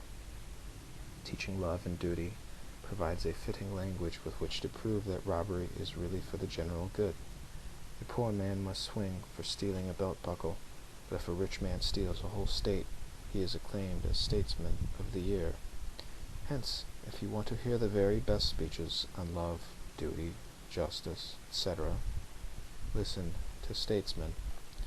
But when the creek dries up, Nothing grows in the valley. When the mound is leveled, the hollow next to it is filled, and when the statesmen and lawyers and preachers of duty disappear, there are no more robberies either, and the world is at peace. Moral: the more you pile up ethical principles and duties and obligations to bring everyone in line, the more you gather loot for a thief like Chiang. By ethical argument and moral principle, the greatest crimes are eventually shown to have been necessary and in fact a signal benefit to mankind. Leaving things alone. I know about letting the world alone, not interfering. I do not know about running things, letting things alone, so that men will not blow their nature out of shape, not interfering, so that men will not be changed into something they are not. When men do not get twisted and maimed beyond recognition, when they are allowed to live, the purpose of government is achieved. Too much pleasure? Yang has too much influence. Too much suffering? Yin has too much influence. When one of these outweighs the other, it is as if the seasons came at the wrong times. The balance of cold and heat is destroyed. The body of man suffers. Too much happiness, too much unhappiness. Out of due time, men are thrown off balance. What will they do next? Thought runs wild. No control. They start everything, finish nothing. Here competition begins. Here the idea of excellence is born, and robbers appear in the world. Now the whole world, is not enough reward for the good, nor enough punishment for the wicked, since now the world itself is not big enough for reward or punishment. From the time of the 3 dynasties, men have been running in all directions. How can they find time to be human? You train your eye, and your vision lusts after color. You train your ear, and you long for delightful sound. You delight in doing good, and your natural kindness is blown out of shape. You delight in righteousness, and you become righteous beyond all reason. You overdo liturgy, and you turn into a ham actor. Overdo your love of music, and you play corn. Love of wisdom leads to wise contriving. Love of knowledge leads to fault-finding. If men would stay as they really are, taking or leaving these 8 delights would make no difference. But if they will not rest in their right state, the 8 delights develop like malignant tumors. The world falls into confusion. Since men honor these delights and lust after them, the world has gone stone-blind. When the delight is over, they still will not let go of it. They surround its memory with ritual worship. They fall on their knees to talk about it, play music and sing, fast and discipline themselves in honor of the 8 delights. When the delights become a religion, how can you control them? The wise man, then, when he must govern, knows how to do nothing. Letting things alone, he rests in his original nature. He who will govern will respect the governed no more than he respects himself. If he loves his own person enough to let it rest in its original truth, he will govern others without hurting them. Let him keep the deep drives in his own guts from going into action. Let him keep still, not looking, not hearing. Let him sit like a corpse, with the dragon power alive all around him, in complete silence. His voice will be like thunder. His movements will be invisible, like those of a spirit, but the powers of heaven will go with them. Unconcerned, doing nothing, he will see all things grow ripe around him. Where will he find time to govern? The Kingly Man. My master said, that which acts on all and meddles in none is heaven. The kingly man realizes this, hides it in his heart, grows boundless, wide-minded, draws all to himself, and so he lets the gold lie hidden in the mountain, leaves the pearl lying in the deep. Goods and possessions are no grain in his eyes. He stays far from wealth and honor. Long life is no ground for joy, nor early death for sorrow. Success is not for him to be proud of. failure is no shame. Had he all the world's power, he would not hold it as his own. If he conquered everything, he would not take it to himself. His glory is in knowing that all things come together in one, and life and death are equal. How deep is Tao? My master said, Tao, how deep, how still its hiding place. Tao, how pure. Without this stillness, metal would not ring. Stone once struck would give no answer. The power of sound is in the metal and Tao in all things. When they clash, they ring with Tao and are silent again. Who is there now to tell all things their places? The king of life goes his way free, inactive, unknown. He would blush to be in business. He keeps his deep roots down in the origin, down in the spring.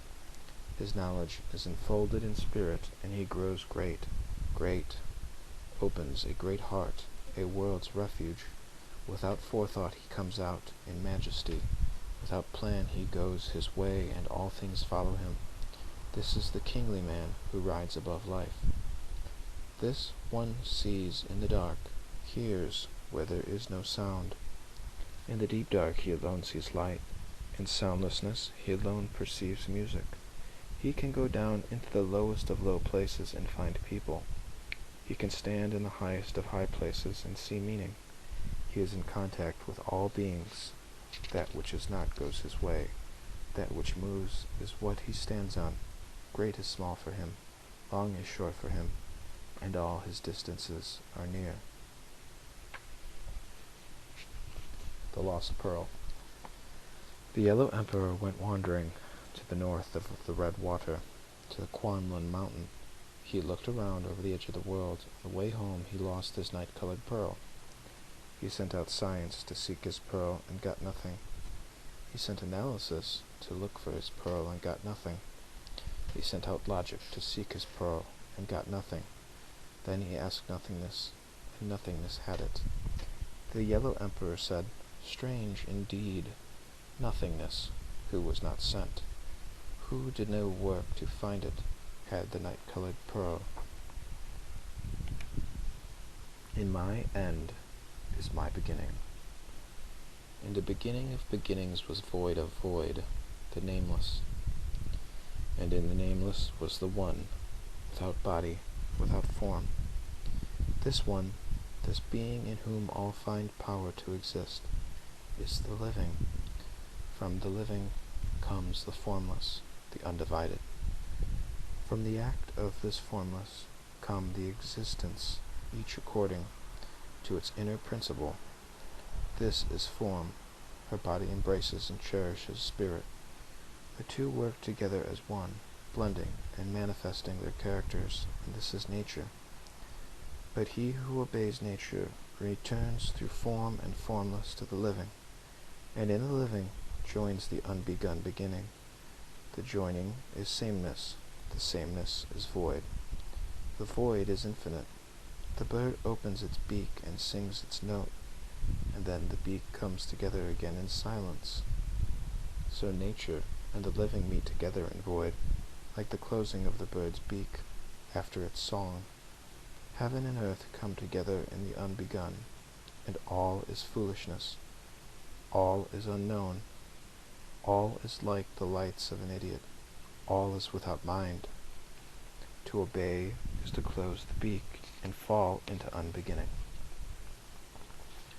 When life was full, there was no history. In the age when life on earth was full, no one paid any special attention to worthy men, nor did they single out the man of ability. Rulers were simply the highest branches on the tree, and the people were like deer in the woods.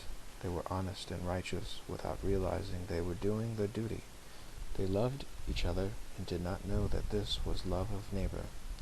They deceived no one, yet they did not know that they were men to be trusted. They were reliable and did not know that this was good faith. They lived freely together, giving and taking, and did not know that they were generous. For this reason their deeds have not been narrated. They made no history. When a hideous man becomes a father, and a son is born to him, in the middle of the night he trembles and lights a lamp, and runs to look in anguish on that child's face to see whom he resembles. The 5 enemies. With wood from a 100-year-old tree they make sacrificial vessels, covered with green and yellow designs. The wood that was cut away lies unused in the ditch. If we compare the sacrificial vessels with the wood in the ditch, we find them to differ in appearance.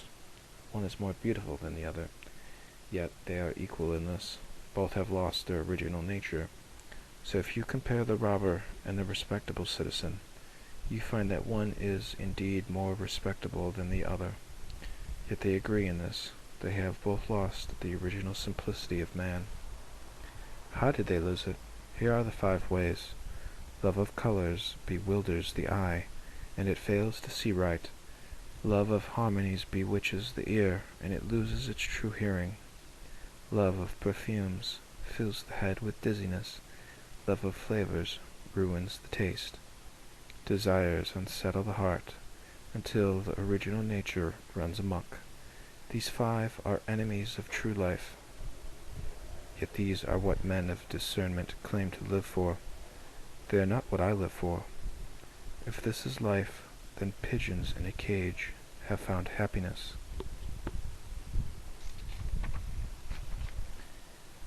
Action and non-action. The non-action of the wise man is not inaction. It is not studied. It is not shaken by anything. The sage is quiet because he is not moved, not because he wills to be quiet. Still water is like glass.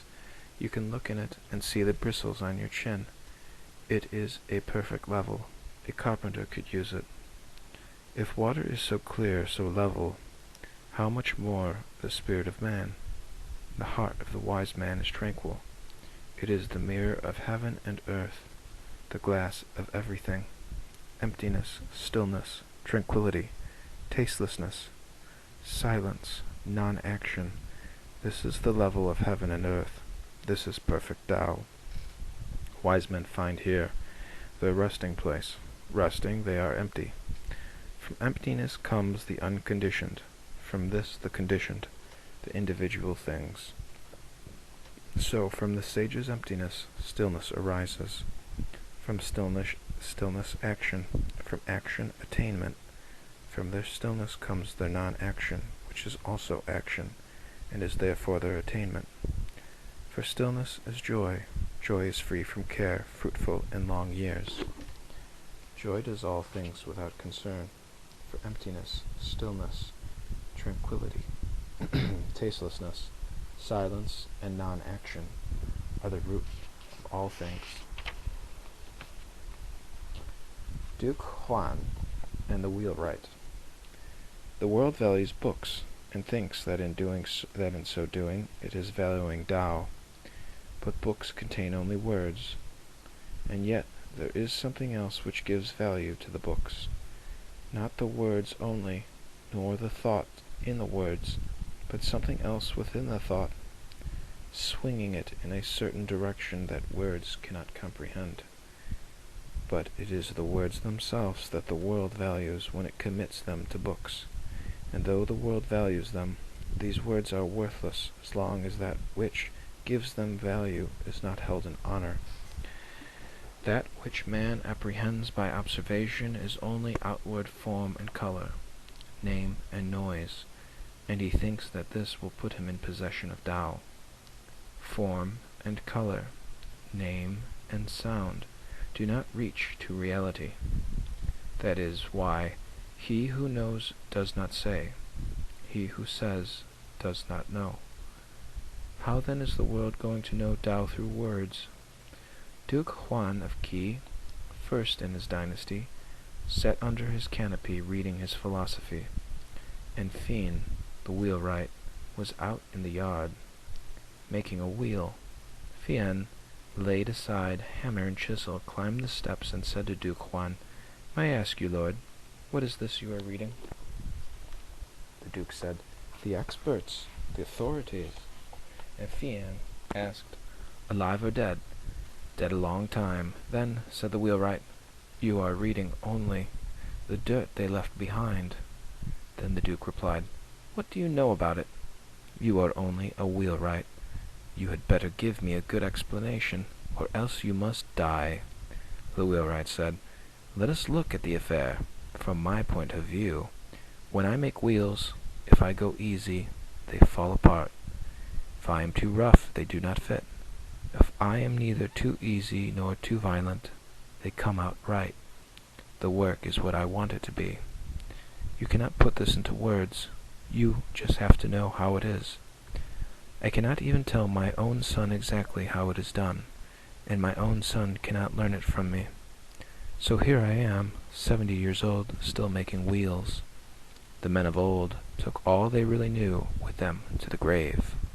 And so, Lord, what you are reading there is only the dirt they left behind them."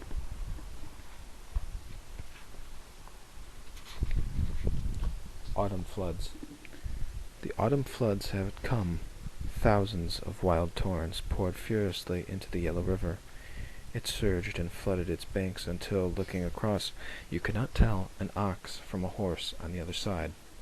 Then the river god laughed, delighted to think that all the beauty in the world had fallen into his keeping. So downstream he swung until he came to the ocean. There he looked out over the waves toward the empty horizon in the east, and his face fell. Gazing out at the far horizon, he came to his senses and murmured to the ocean god, "Well, the proverb is right. He who has got himself 100 ideas thinks he knows more than anybody else. Such a one am I. Only now do I see what they mean by expanse." The ocean god replied, "Can you talk about the sea to a frog in a well? Can you talk about ice to dragonflies? Can you talk about the way of life to a doctor of philosophy? Of all the waters in the world, the ocean is greatest. All the rivers pour into it, day and night. It is never filled. It gives back its waters, day and night. It is never emptied. In a dry seasons, it is not lowered. At flood time, it does not rise. Greater than all other waters. There is no measure to tell how much greater. But am I proud of it? What am I under heaven? What am I without yang and yin? Compared with the sky, I am a little rock, a scrub oak, on the mountain side. Shall I act as if I were something? Of all the beings that exist, and there are millions, man is only one. Among all the millions of men that live on earth, the civilized people that live by farming are only a small proportion. Smaller still the number of those who, having office or fortune, travel by carriage or by boat. And of all these, one man in his carriage is nothing more than the tip of a hair on a horse's flank. Why then all the fuss about great men and great offices? Why all the disputations of scholars? Why all the wrangling of politicians? There are no fixed limits. Time does not stand still. Nothing endures. Nothing is final.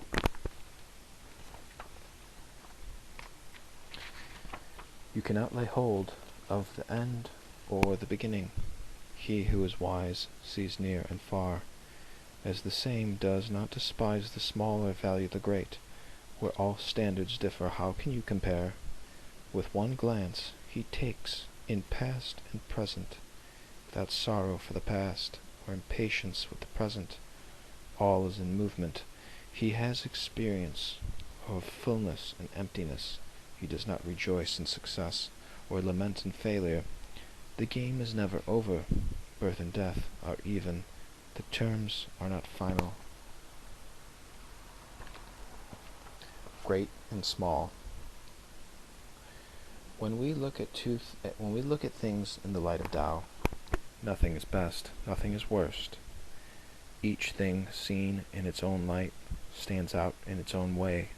It can be seen to them, it can seem to be better than what is compared with it on its own terms, but seen in terms of the whole, no one thing stands out as better. If you measure differences, what is greater than something else is great. Therefore there is nothing that is not great. What is smaller than something else is small. Therefore there is nothing that is not small. So the whole cosmos is a grain of rice, and the tip of a hair is as big as a mountain. Such is the relative view. You can break down walls with battering rams, but you cannot stop holes with them. All things have different uses. Fine horses can travel 100 miles a day, but they cannot catch mice, like terriers or weasels. All creatures have gifts of their own. The white-horned owl can catch fleas at midnight and distinguish the tip of a hair. But in the bright day it stares, helpless, and cannot even see a mountain. All things have varying capacities. Consequently, he who wants to have right without wrong, order without disorder, does not understand the principles of heaven and earth. He does not know how things hang together. Can a man cling only to heaven and know nothing of earth? They are correlative. To know one is to know the other. To refuse one is to refuse both. Can a man cling to the positive without any negative, in contrast to which it is seen to be positive? If he claims to do so, he is a rogue or a madman. Thrones pass from dynasty to dynasty, now in this way, now in that. He who forces his way to power against the grain is called tyrant and usurper. He who moves with the stream of events is called a wise statesman. Queer. The one-legged dragon is jealous of the centipede. The centipede is jealous of the snake. The snake is jealous of the wind. The wind is jealous of the eye. The eye is jealous of the mind. Kui said to the centipede, I manage my one leg with difficulty. How can you manage 100? The centipede replied, I do not manage them. They land all over the place like drops of spit.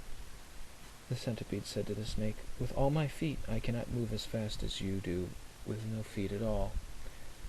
How is this done? The snake replied, I have a natural glide that can't be changed. What do I need with it, with feet? The snake spoke to the wind, I ripple my backbone and move along in a bodily way. You, without bones, without muscles, without method, blow from the North Sea to the Southern Ocean. How do you get there, with nothing? The wind replied, True, I rise up in the North Sea, and take myself without obstacle to the Southern Ocean, but every eye that remarks me, every wing that uses me, is superior to me, even though I can uproot the biggest trees, or overturn big buildings. A true conqueror is he who is not conquered by the multitude of the small. The mind is this conqueror, but only the mind of the wise man. The man of Tao. The man in whom Tao acts without impediment harms no other being by his actions, yet he does not know himself to be kind, to be gentle. The man in whom Tao acts without impediment does not bother with his own interests and does not despise others who do. He does not struggle to make money and does not make a virtue of poverty. He goes his way without relying on others and does not pride himself on walking alone. While he does not follow the crowd, he won't complain of those who do. Rank and reward make no appeal to him. Disgrace and shame do not deter him. He is not always looking for right and wrong, always deciding yes or no. The ancients said, therefore, the man of Tao remains unknown, perfect virtue produces nothing, no self is true self, and the greatest man is nobody. The turtle. Zhuangzi with his bamboo pole was fishing in Pu River. The Prince of Chu sent 2 vice-chancellors with a formal document. We hereby appoint you Prime Minister. Chuang held his bamboo pole, still watching Pu River. He said, I am told there is a sacred tortoise, offered and canonized 3,000 years ago, venerated by the prince. wrapped in silk, in a precious shrine on an altar in the temple. What do you think? Is it better to give up one's life and leave a sacred shell as an object of cult in a cloud of incense 3,000 years, or better to live as a plain turtle, dragging its tail in the mud? For the turtle, said the vice-chancellor, better to live and drag its tail in the mud. Go home, said Zhuangzi. Leave me here to drag my tail in the mud. Owl and Phoenix. Tzu, the Prime Minister of Liang, he had what he believed to be inside information that Zhuangzi coveted his post and was intriguing to supplant him. In fact, when Zhuangzi came to visit Liang, the Prime Minister sent out the police to apprehend him. The police searched for him 3 days and 3 nights, but meanwhile Zhuang presented himself before Tzu of his own accord and said, "Have you heard about the bird that lives in the south, the phoenix that never grows old? This undying phoenix rises out of the sea and flies to the sea of the north, never alighting, except on certain sacred trees. He will touch no food, but the most exquisite, rare fruit, drinks only from the clearest springs." Once an owl, chewing a dead rat, already half decayed, saw the phoenix fly over, looked up, and screeched with alarm, clutching the rat to himself in fear and dismay, "Why are you so frantic, clinging to your ministry, and screeching at me in dismay?" The joy of fishes. Zhuangzi and Tzu were crossing Hao River by the dam. Zhuangzi said, "See how free the fishes leap and dart. That is their happiness."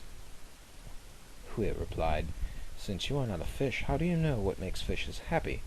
Zhuangzi said, "Since you are not I, how can you possibly know that I do not know what makes fishes happy?" Hui argued, "If I, not being you, cannot know what you know, it follows that you, not being a fish, cannot know what they know." Zhuang said, "Wait a minute. Let us get back to the original question. What you asked me was, how do you know what makes fishes happy? From the terms of your question, you evidently know I know what makes fishes happy. I know the joy of fishes in the river through my own joy, as I go walking along the same river." Perfect joy. Is there to be found on earth a fullness of joy, or is there no such thing? Is there some way to make life fully worth living, or is this impossible? If there is such a way, how do you go about finding it? What should you try to do? What should you seek to avoid? What should be the goal in which your activity comes to rest? What should you accept? What should you refuse to accept? What should you love? What should you hate? What the world values is money, reputation, long life, achievement. What it counts as joy is health and comfort of body, good food, fine clothes, beautiful things to look at, pleasant music to listen to. What it condemns is lack of money, a low social rank, a reputation for being no good, and an early death. What it considers misfortune is bodily discomfort and labor, no chance to get your fill of good food, not having good clothes to wear, having no way to amuse or delight the eye, no pleasant music to listen to. If people find that they are deprived of these things, they go into a panic, or fall into despair. They are so concerned for their life that their anxiety makes life unbearable, even when they have the things they think they want. Their very concern for enjoyment makes them unhappy. The rich make life intolerable, driving themselves in order to get more and more money which they cannot really use. In so doing, they are alienated from themselves, and exhaust themselves in their own service as though they were slaves of others. The ambitious run day and night in pursuit of honors, constantly in anguish about the success of their plans, dreading the miscalculation that they may wreck everything. Thus they are alienated from themselves, exhausting their real life in service of the shadow created by their insatiable hope. The birth of a man is the birth of his sorrow. The longer he lives, the more stupid he becomes, because his anxiety to avoid unavoidable death becomes more and more acute. What bitterness! He lives for what is always out of reach. His thirst for survival in the future makes him incapable of living in the present. What about the self-sacrificing officials and scholars? They are honored by the world because they are good, upright, self-sacrificing men. Yet their good character does not preserve them from unhappiness, nor even from ruin, disgrace, and death. I wonder in that case if their goodness is really so good after all. Is it perhaps a source of unhappiness? Suppose you admit that they are happy.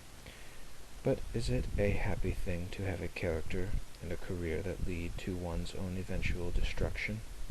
On the other hand, can you call them unhappy if, in sacrificing themselves, they save the lives and fortunes of others? Take the case of the minister who conscientiously and uprightly opposes an unjust decision of his king. Some say, "Tell the truth, and if the king will not listen, let him do what he likes. You have no further obligation." On the other hand, Zhu Shi continued to resist the unjust policy of his sovereign. He was consequently destroyed, but if he had not stood up for what he believed to be right, his name would not be held in honor. So there is the question, shall the course he took be called good, if at the same time it was fatal to him? I cannot tell if what the world considers happiness is happiness or not. All I know is that when I consider the way they go about attaining it, I see them carried away headlong, grim, and obsessed, in the general onrush of the human herd, unable to stop themselves or to change their direction. All the while they claim to be just on the point of attempting happiness. For my part, I cannot accept their standards, whether of happiness or unhappiness. I ask myself if after all their concept of happiness has any meaning whatsoever. My opinion is that you never find happiness until you stop looking for it. My greatest happiness consists precisely in doing nothing whatever that is calculated to obtain happiness, and this, in the minds of most people, is the worst possible course. I will hold to the saying that perfect joy is to be without joy, perfect praise is to be without praise. If you ask what ought to be done and what ought not to be done on earth in order to produce happiness, I answer that these questions do not have an answer.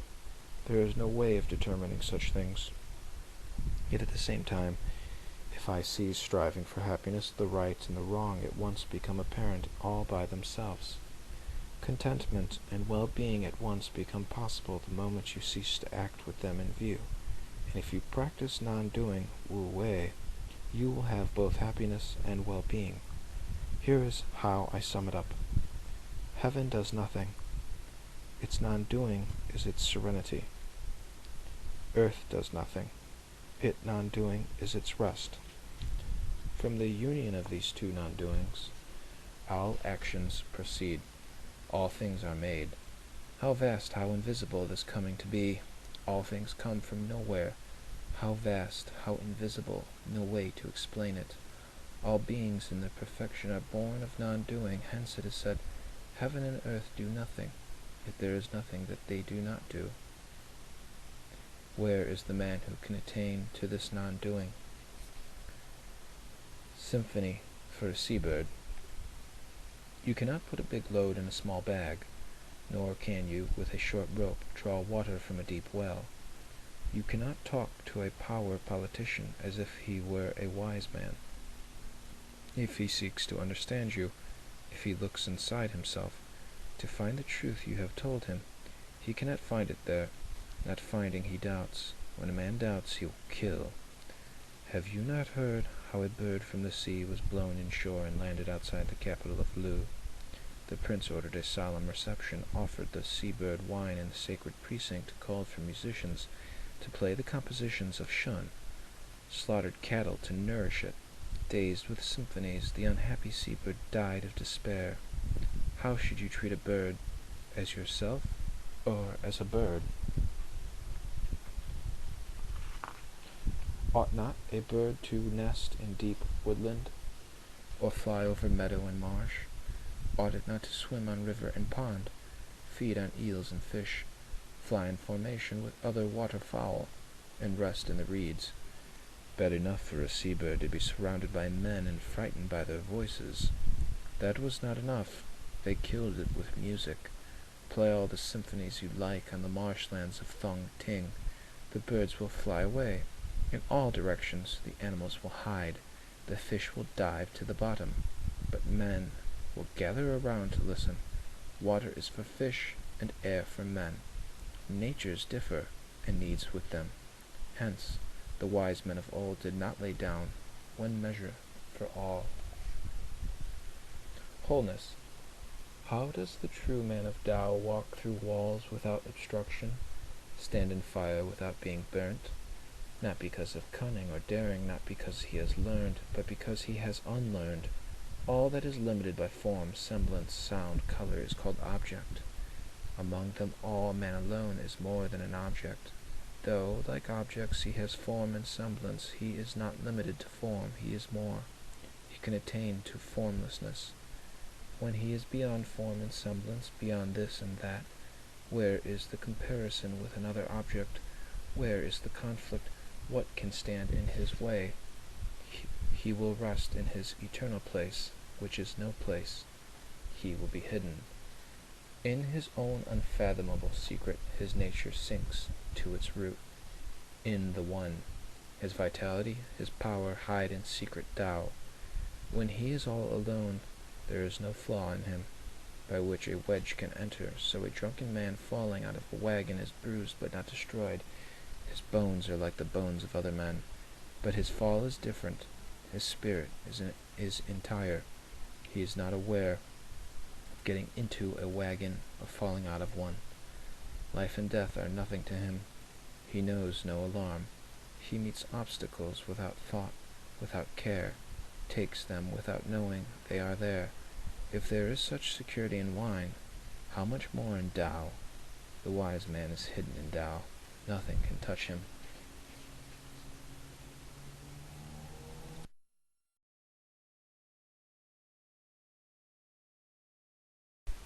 The need to win. When an archer is shooting for nothing, he has all his skill.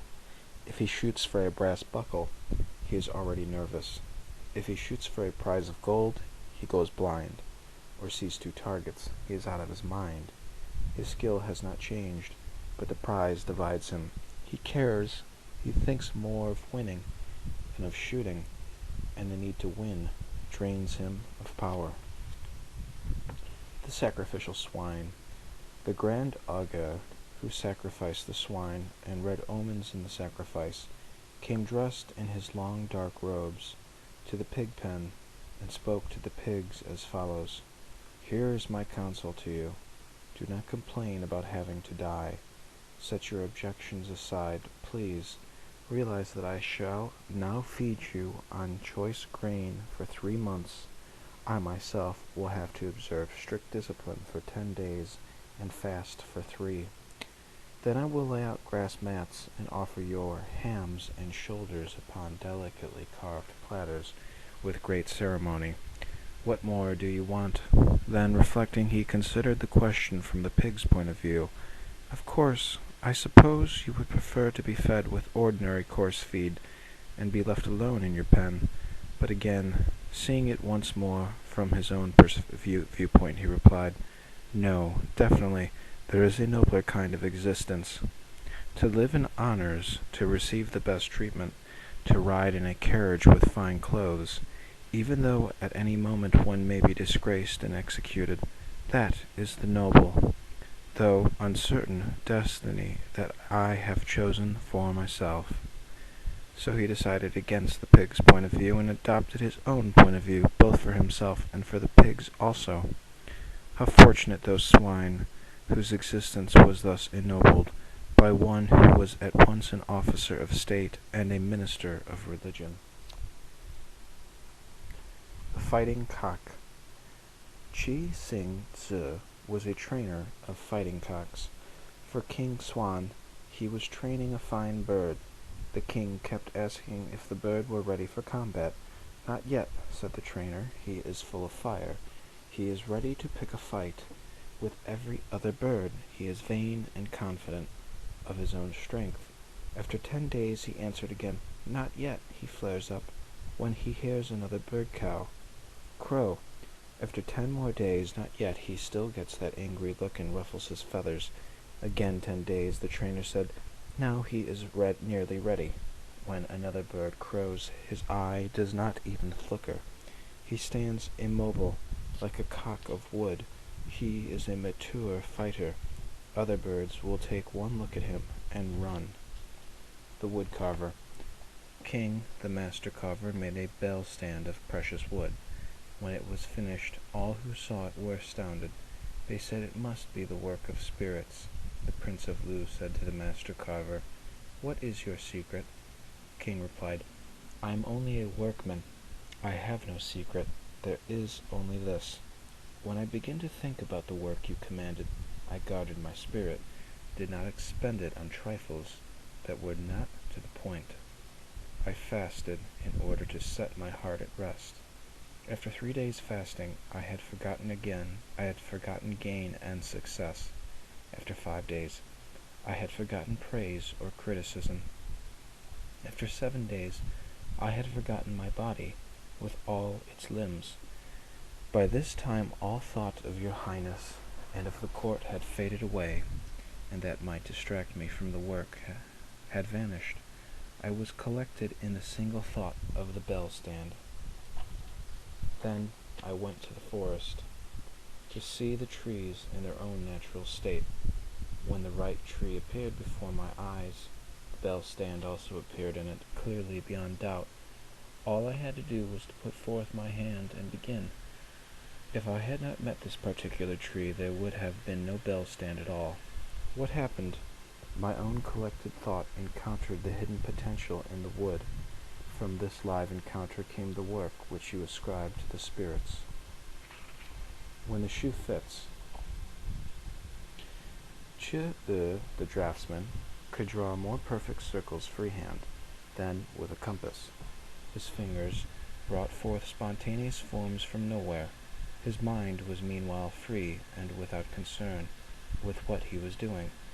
No application was needed. His mind was perfectly simple and knew no obstacle.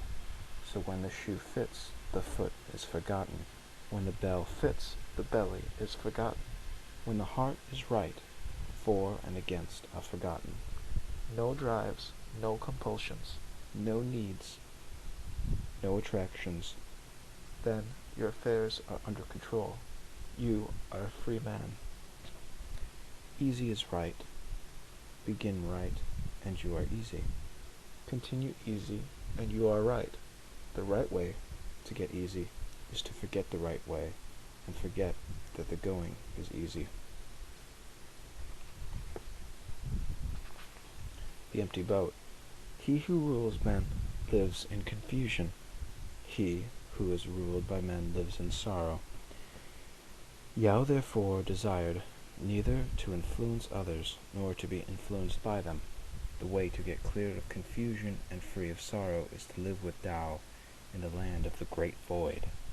If a man is crossing a river, and an empty boat collides with his own skiff, even though he be a bad-tempered man, he will not become very angry.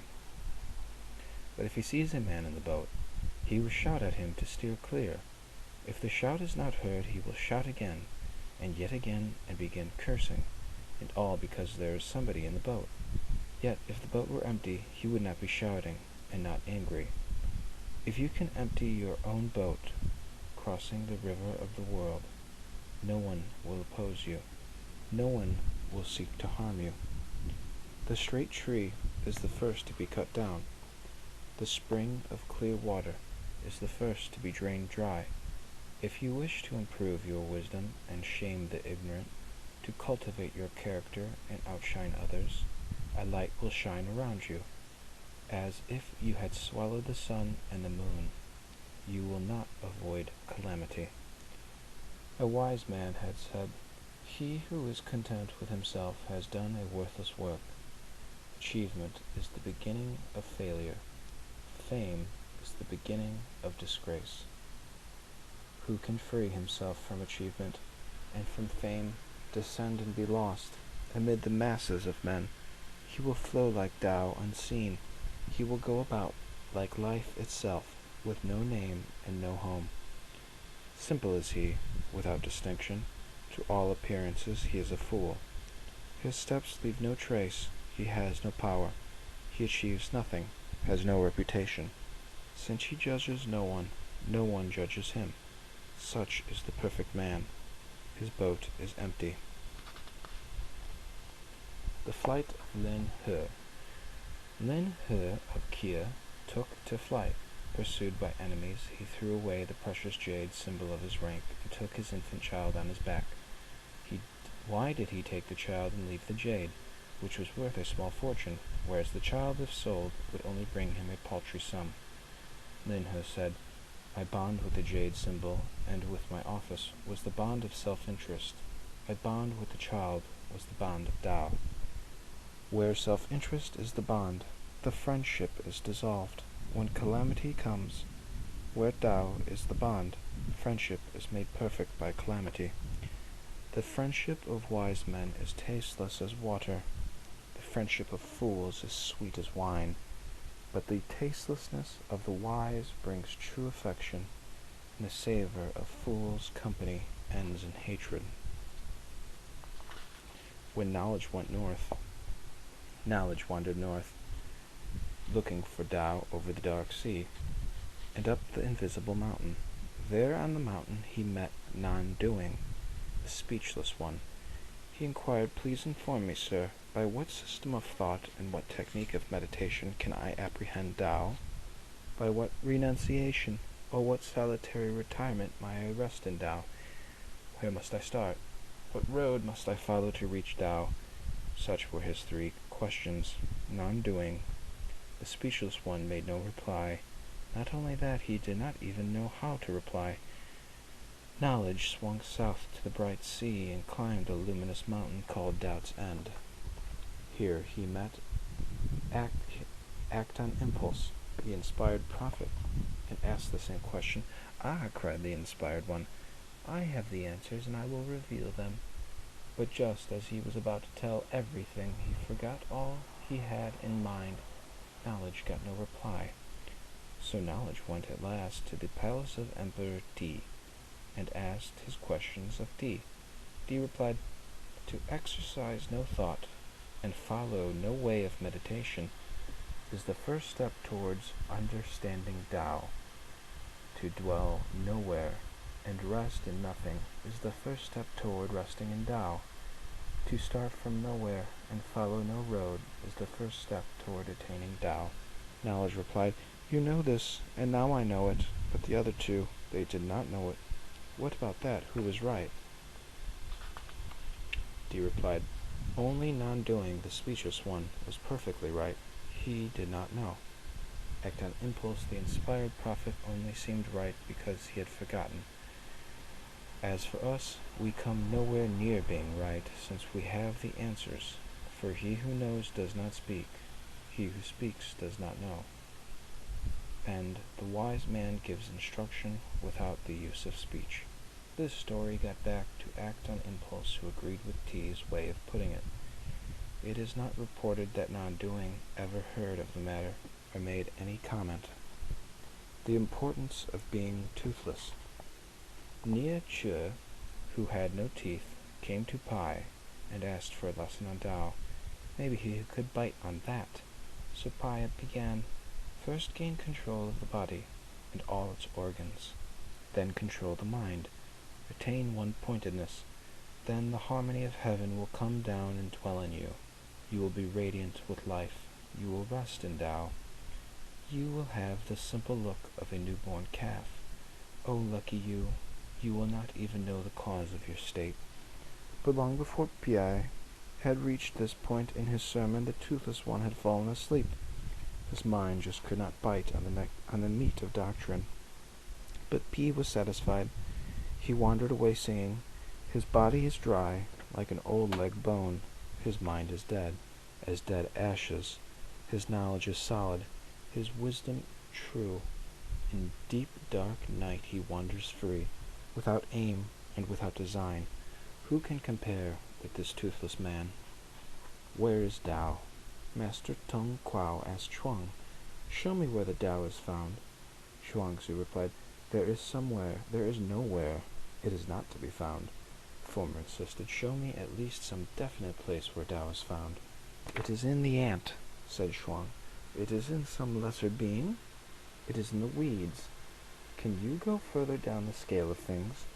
It is in this piece of tile. Further, it is in this turd." At this, Tung Kwao had nothing more to say, but Chuang continued, "None of your questions are to the point. They are like the questions of inspectors in the market, testing the weight of pigs by prodding them in their thinnest parts. Why look for Tao by going down the scale of being, as if that which we call least had less of Tao? Tao is great in all things, complete in all, universal in all, whole in all. These three aspects are distinct, but the reality is one. Therefore, come with me to the palace of nowhere, where all the many things are one. There at last we might speak of what has no limitation and no end. Come with me to the land of non-doing. What shall we there say that Tao is simplicity, stillness, indifference, purity, harmony, and ease? All these names leave me indifferent, for their distinctions have disappeared. My will is aimless there. If it is nowhere, how shall I be aware of it? If it goes and returns, I know not where it has been resting. If it wanders here then there, I know not where it will end. The mind remains undetermined in the great void. Here the highest knowledge is unbounded. That which gives things their thusness cannot be delimited by things. So when we speak of limits, we remain confined to limited things. The limit of the unlimited is called fullness.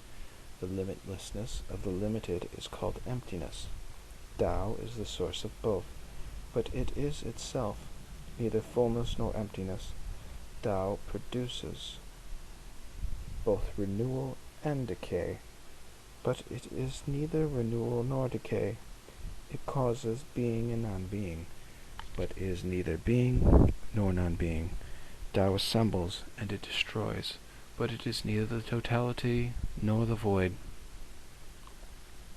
Starlight and non-being. Starlight asked non-being, "Master, are you or are you not?" Since he received no answer whatever, Starlight set himself to watch for non-being. He waited to see if non-being would put in an appearance. He kept his gaze fixed on the deep void, hoping to catch a glimpse of non-being. All day long he looked, and he saw nothing. He listened, but heard nothing. He reached out to grasp, and grasped nothing. Then Starlight exclaimed at last, "This is it. This is the furthest yet. Who can reach it? I can comprehend the absence of being, but who can comprehend the absence of nothing? If now, on top of all this, non-being is, who can comprehend it?" Kang Sang Chu. Master Kang Sang Chu, a disciple of Lao Tzu, became famous for his wisdom, and the people of Weilei began to venerate him as a sage. He avoided their homage and refused their gifts. He kept himself hidden and would not let them come to see him. His disciples remonstrated with him and declared that since the time of Yao and Shun it had been the tradition for wise men to accept veneration, and thus exercise a good influence. Master King replied, "Come here, my children, listen to this. If a beast big enough to swallow a wagon should leave its mountain forest, it will not escape the hunter's trap. If a fish big enough to swallow a boat lets itself be stranded by the outgoing tide, then even ants will destroy it. So birds fly high, beasts remain in trackless solitudes, keep out of sight, and fishes or turtles go deep down, down to the very bottom. The man who has some respect for his person keeps his carcass out of sight, hides himself as perfectly as he can. As for Yao and Shun, why praise such kings? What good did their morality do? They knocked a hole in the wall and let it fill up with brambles. They numbered the hairs on your head before combing them. They counted out each grain of rice before cooking their dinner. What good did they do to the world with their scrupulous distinctions? If the virtuous are honored, the world will be filled with envy. If the smart man is rewarded, the world will be filled with thieves. You cannot make men good or honest by praising virtue and knowledge. Since the days of pious Yao and virtuous Shun, everybody has been trying to get rich. A son will kill his father for money. A minister will murder his sovereign to satisfy his ambition. In broad daylight they rob each other. At midnight they break down walls. The root of all this was planted in the time of Yao and Shun. The branches will grow for 1,000 ages, and 1,000 ages from now men will be eating one another raw. King's disciple. A disciple complained to King, "The eyes of all men seem to be alike. I detect no difference in them. Yet some men are blind. Their eyes do not see. The ears of all men seem to be alike. I detect no difference in them. Yet some men are deaf. Their ears do not hear. The minds of all men have the same nature. I detect no difference between them. But the mad cannot make another man's mind their own. Here am I, apparently like the other disciples, but there is a difference. They get your meaning and put it in practice. I cannot. You tell me, hold your being secure and quiet. Keep your life collected in its own center. Do not allow your thoughts to be disturbed."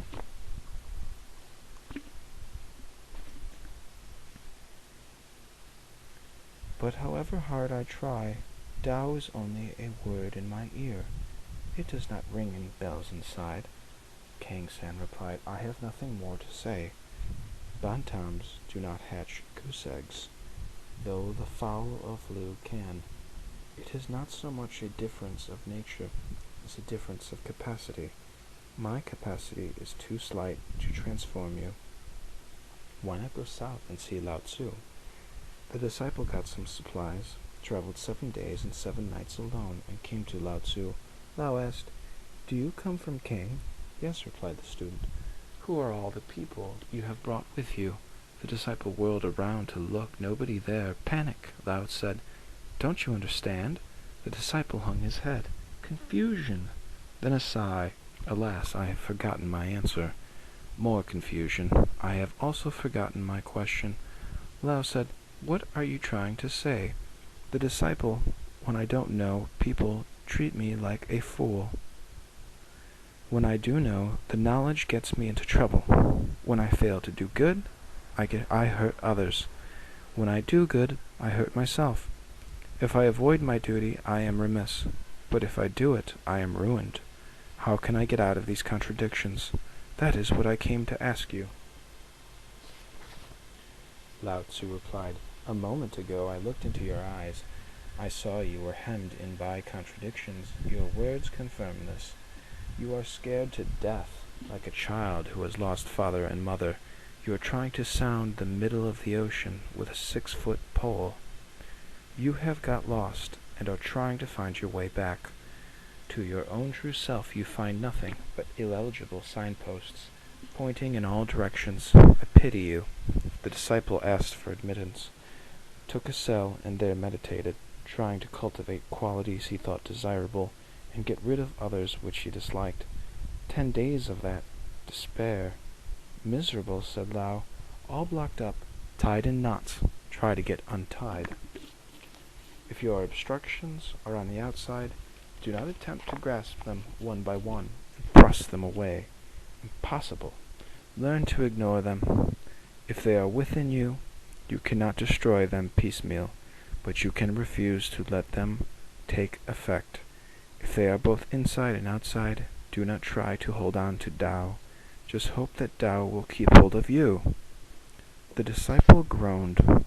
When a farmer gets sick and the other farmers come to see him, if he can at least tell them what is the matter, his sickness is not bad. But as for me in my search of Tao, I am like a sick man who takes medicine that makes him 10 times worse. Just tell me the first elements, I will be satisfied. Lao Tzu replied, "Can you embrace the one and not lose it? Can you foretell good things and bad without the tortoise shell or the straws? Can you rest where there is rest? Do you know when to stop? Can you mind your own business without cares, without desiring reports of how others are progressing? Can you stand on your own feet? Can you duck? Can you be like an infant that cries all day without getting a sore throat, or clenches his fist all day without getting a sore hand, or gazes all day without eye strain? You want the first elements? The infant has them. Free from care, unaware of self, he acts without reflection, stays where he is put, does not know why, does not figure things out, just goes along with them, in part of the current. These are the first elements. The disciple asked, "Is this perfection?" Lao replied, "Not at all. It is only the beginning. This melts the ice. This enables you to unlearn so that you can be led by Tao, be a child of Tao. If you persist in trying to attain what is never attained, it is Tao's gift. If you persist in making effort to obtain what effort cannot get, if you persist in reasoning about what cannot be understood, you will be destroyed by the very thing you seek. To know when to stop, to know when you can get no further, by your own action, this is the right beginning." The Tower of the Spirit. The spirit has an impregnable tower which no danger can disturb, as long as the tower is guarded by the invisible protector, who acts unconsciously and whose actions go astray when they become deliberate, reflexive, and intentional. The unconsciousness and entire sincerity of Tao are distorted by any effort at self-conscious determination. All such determinations are lies. When one displays himself in this ambiguous way, the world outside storms in and imprisons him. He is no longer protected by the sincerity of Tao. Each new act is a new failure. If his acts are done in public, in broad daylight, he will be punished by men. If they are done in private and in secret, they will be punished by spirits. Let each one understand the meaning of sincerity and guard against display. He will be at peace with men and spirits, and will act rightly, unseen in his own solitude, in the tower of his spirit. The inner law. He whose law is within himself walks in hidedness. His acts are not influenced by approval or disapproval. He whose law is outside himself directs his will to what is beyond his control, and seeks to extend his power over objects. He who walks in hiddenness has light to guide him in all his acts. He who seeks to extend his control is nothing but an operator. While he thinks he is surpassing others, others see him merely straining, stretching to stand on tiptoe. When he tries to extend his power over objects, those objects gain control of him. He who is controlled by objects loses possession of his inner self. If he no longer values himself, how can he value others? If he no longer values others, he is abandoned. He has nothing left. There is no deadlier weapon than the will. The sharpest sword is not equal to it. There is no robber so dangerous as nature, yang and yin. Yet it is not nature that does the damage. It is man's own will. Apologies. If a man steps on a stranger's foot in the marketplace, he makes a polite apology and offers an explanation. This place is so terribly crowded. If an elder brother steps on his younger brother's foot, he says, "Sorry." That is that. If a parent treads on his child's foot, nothing is said at all. The greatest politeness is free of all formality. Perfect conduct is free of concern. Perfect wisdom is unplanned. Perfect love is without demonstrations. Perfect sincerity offers no guarantee. Advising the prince. The recluse Su Su Kwe had come to see Prince Wu. The prince was glad. "I have desired," he said, "to see you for a long time. Tell me if I am doing right. I want to love my people, and by the exercise of justice put an end to war. Is this enough?" "By no means," said the recluse. "Your love for your people puts them in mortal danger. Your exercise of justice is the root of war after war. Your grand intentions will end in disaster. If you set out to accomplish something great, you only deceive yourself. Your love and justice are fraudulent. They are mere pretexts for self-assertion, for aggression. One action will bring on another, and in the chain of events your hidden intentions will be made plain. You claim to practice justice. Should you seem so to succeed, success itself will bring more conflict. Why all these guards standing at attention, at the palace gate, around the temple altar, everywhere? You are at war with yourself. You do not believe in justice, only in power and success. If you overcome an enemy and annex his country, you will be even less at peace with yourself than you are now. Nor will your passions let you sit still. You will fight again and again for the sake of a more perfect exercise of justice. Abandon your plan to be a loving and equitable ruler. Try to respond to the demands of inner truth. Stop vexing yourself and your people with these obsessions. Your people will breathe easily at last. They will live, and war will end by itself. Active life. If an expert does not have some problem to vex him, he is unhappy.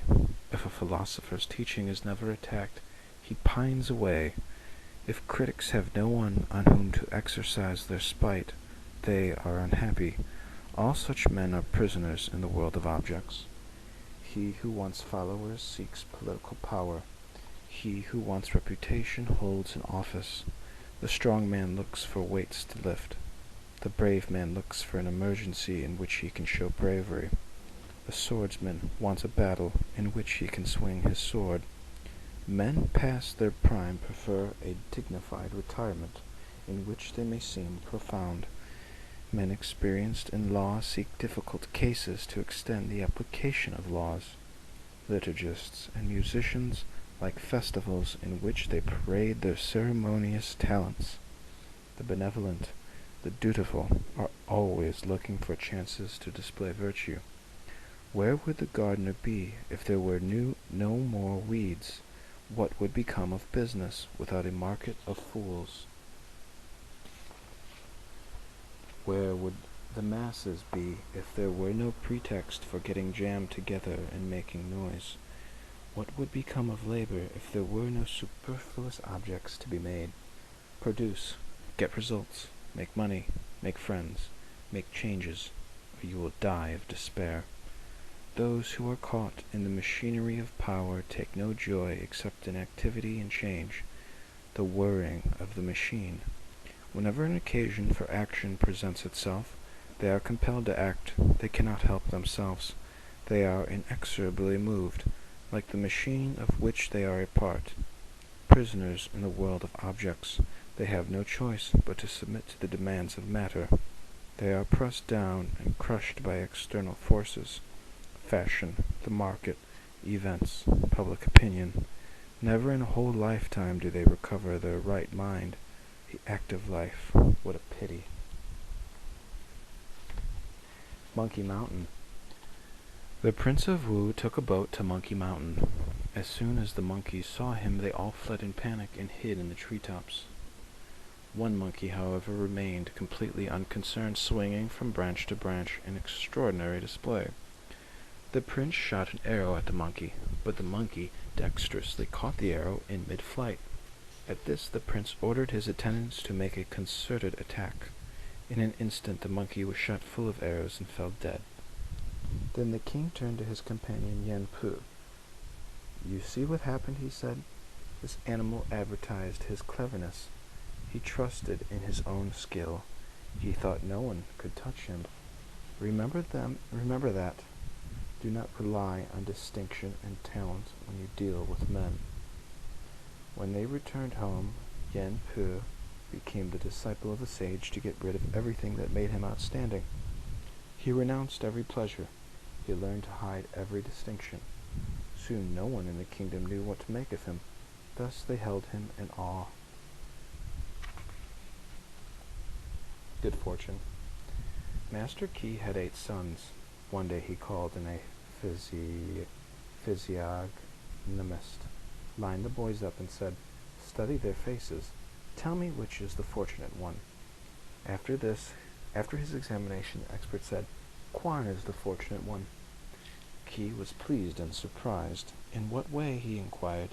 The physiognomist replied, "Quan shall eat meat and drink wine for the rest of his days at government expense." Qi broke down and sobbed, "My poor son, my poor son. What has he done to deserve this misfortune?" "What?" cried the physiognomist. "When one shares the meals of a prince, blessings reach out to all the family, especially to father and mother. Will you refuse good fortune?" Qi said, "What makes this fortune good? Meat and wine are for mouth and belly. Is good fortune only in the mouth and in the belly? These meals of the prince, how shall he share them? I am no shepherd, and a lamb is suddenly born in my house. I am no gamekeeper, and quails are born in my yard. These are awful portents. I have had no wish for my sons and myself, but to wander at liberty through earth and heaven. I seek no joy for them and for myself, but joy of heaven, simple fruits of earth. I seek no advantage, make no plans, engage in no business. With my boys I seek Tao alone. I have not fought life, yet now this uncanny promise of what I never sought, good fortune. Every strange effect has some strange cause. My sons and I have done nothing to deserve this. It is an inscrutable punishment, therefore I weep." And so it happened. Some time afterward that Qi sent his son Quan on a journey. The young man was captured by brigands who decided to sell him as a slave. Believing they could not sell him as he was, they cut off his feet. Thus unable to run away, he became a better bargain. They sold him to the government of Qi, and he was put in charge of a toll gate on the highway. He had meat and wine for the rest of his life at government expense. In this way it turned out that Quan was the fortunate one. Flight from benevolence. Su Yan was met by a friend as he was leaving the capital city. On the main highway leading to the nearest frontier, "Where are you going?" the friend asked. "I am leaving King Yao. He is so obsessed with the ideas of benevolence that I am afraid something ridiculous will come of it. In any event, funny or not, this kind of thing eventually ends with people eating each other raw. At the moment there is a great wave of solidarity. The people think they are loved, and they respond with enthusiasm. They are all behind the king because they think he is making them rich. Praise is cheap, and they are all competing for favor. But soon they will have to accept something they do not like, and the whole thing will collapse. When justice and benevolence are in the air, a few people are really concerned with the good of others, but the majority are aware that this is a good thing, ripe for exploitation. They take advantage of the situation. For them, benevolence and justice are traps to catch birds. Thus benevolence and justice rapidly come to be associated with fraud and hypocrisy. Then everybody doubts, and that is when trouble really begins. King Yao knows how dutiful and upright officers benefit the nation, but he does not know what harm comes from their uprightness. They are a front behind which crooks operate more securely. But you have to see this situation objectively to realize it. There are 3 classes of people to be taken into account: yes-men, bloodsuckers, and operators. The yes-men adopt the line of some political leader and repeat his statements by heart, imagining that they know something, confident that they are getting somewhere, and thoroughly satisfied with the sound of their own voices. They are complete fools, and because they are fools, they submit in this way to another man's line of talk. The bloodsuckers are like lice on a sow. They rush together where the bristles are thin, and this becomes their palace and their park. They delight in crevices between the sow's toes, around the joints and teats, or under the tail. Here they entrench themselves and imagine they cannot be routed out by any power in the world. But they do not realize that one morning the butcher will come with knife and swinging scythe. He will collect dry straw and set it alight to singe away the bristles and burn out all the lice. Such parasites appear when the sow appears and vanishes when the sow is slaughtered. Operators are men like Shun. Mutton is not attracted to ants, but ants are attracted to mutton. Because it is high and rank, so Shun was a vigorous and successful operator, and people liked him for it. 3 times he moved from city to city, and each time his new home became the capital. Eventually he moved out into the wilderness. There were 100,000 families that went with him to colonize the place. Finally Yao put forward the idea that Shun ought to go out into the desert to see if he could make something out of that. Though by this time Shun was an old man, and his mind was getting feeble, he could not refuse. He could not bring himself to retire. He had forgotten how to stop his wagon. He was an operator, and nothing else. The man of spirit, on the other hand, hates to see people gather round him. He avoids the crowd, for where there are many men, there are also many opinions and little agreement. There is nothing to be gained from the support of a lot of half-wits who are doomed to end up in a fight with each other. The man of spirit is neither very intimate with anyone nor very aloof. He keeps himself interiorly aware, and he maintains his balance so that he is in conflict with nobody. This is your true man.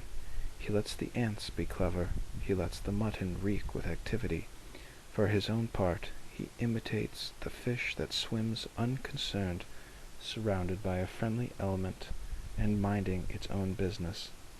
The true man sees what the eyes see, and does not add to it something that is not there. He hears what the ears hear, and does not detect imaginary undertones or overtones. He understands things in their obvious interpretation, and is not busy with hidden meanings and mysteries. His course is therefore a straight line, yet he can change his direction whenever circumstances suggest it. Tao. Cocks crow, dogs bark. This all men know. Even the wisest cannot tell whence these voices come, or explain why dogs bark and cocks crow when they do. Beyond the smallest of the small there is no measure. Beyond the greatest of the great there is also no measure. Where there is no measure there is no thing. In this void you speak of cause, or of chance. You speak of things where there is no things. To name a name is to delimit a thing. When I look beyond the beginning, I find no measure. When I look beyond the end, I find also no measure. Where there is no measure, there is no beginning of anything. You speak of cause or chance. You speak of the beginning of something. Does Tao exist? Is it then a thing that exists? Can it non-exist? Is there then thing that exists that cannot not exist? To name Tao is to name no thing. Tao is not the name of an existent. Cause and chance have no bearing on Tao. Tao is a name that indicates without defining. Tao is beyond words and beyond things. It is not expressed either in word or in silence. Where there is no longer word or silence, Tao is apprehended. The useless.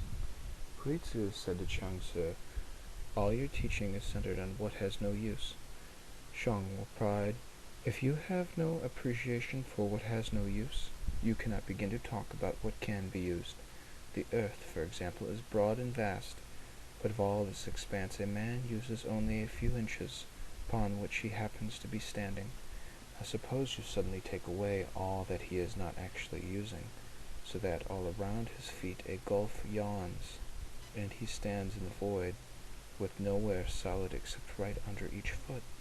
How long will he be able to use what he is using? Tzu said, it would cease to serve any purpose. Zhuangzi concluded, this shows the absolute necessity of what has no use. Means and ends. The gatekeeper in the capital city of Sung became such an expert mourner after his father's death, and so emaciated himself with fasts and austerities, that he was promoted to high rank in order that he might serve as a model of ritual observance. As a result of this, his imitators so deprived themselves that half of them died. The others were not promoted. The purpose of a fish trap is to catch fish, and when the fish are caught, the trap is forgotten. The purpose of a rabbit snare is to catch rabbits. When the rabbits are caught, the snare is forgotten. The purpose of words is to convey ideas. When the ideas are grasped, the words are forgotten. Where can I find a man who has forgotten words? He is the one I would like to talk to. Flight from the shadow.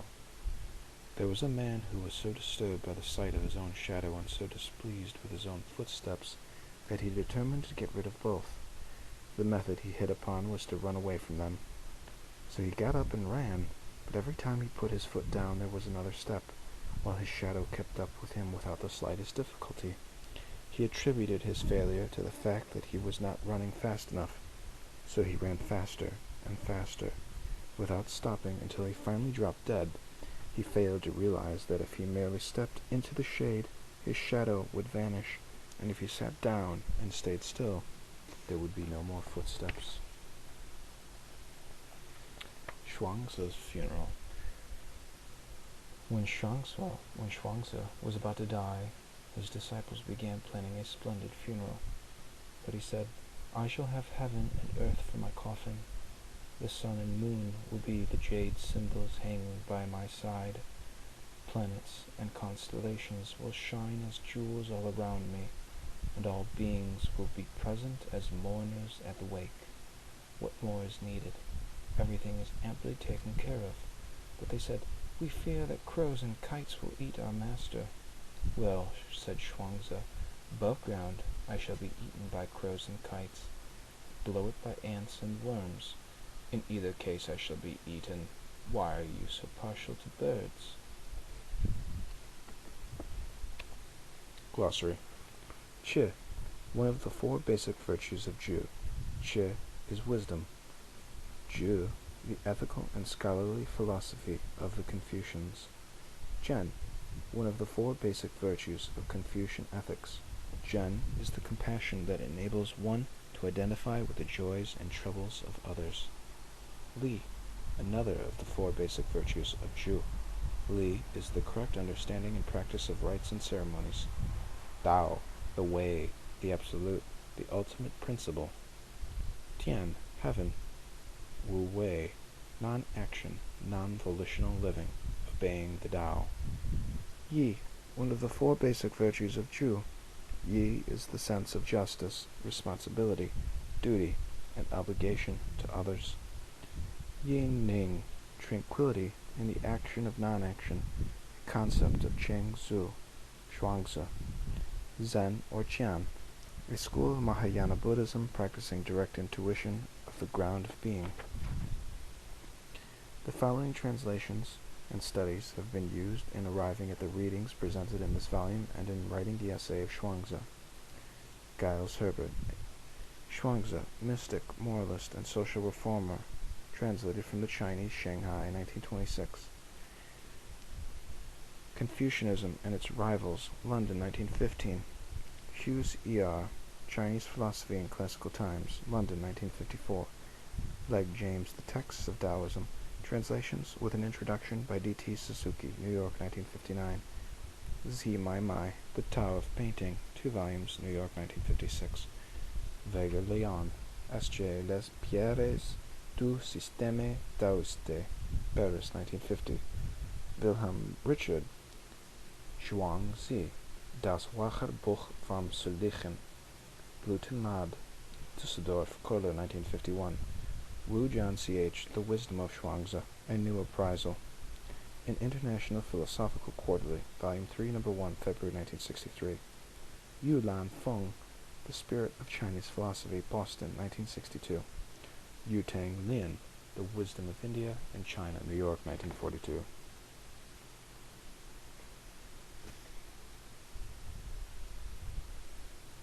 Notes, section, and verse references in the readings are to the edification of Zhuangzi in the texts of Taoism translated by James Legge. 1. From the amplifications of the Yi Ching, quoted by Feng Yu Lang, The Spirit of Chinese Philosophy, page 89. My Lai Zai, The Tao of Painting. Tao, number 3, Tao Te Ching, chapter 30. 4. Ibid, chapter 38. 5. John C.H. Wu, The Wisdom of Zhuangzi, A New Appraisal. 6. The Chuang Book,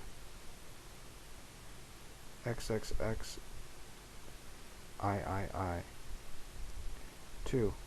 7. Ibid, 1 through 2. 8. See the Importance of Being Toothless, page 121, and When Knowledge Went North. 9. Taught by He Tzu, but also the Tao Te Ching. 10. The two courses are on one level the higher way of Tao, the divine way, and on the other the ordinary human way manifested in the simple conditions of everyday life. Tao Te Ching, chapter 56, Ibid chapter 2, 13, Ibid chapter 56, 14.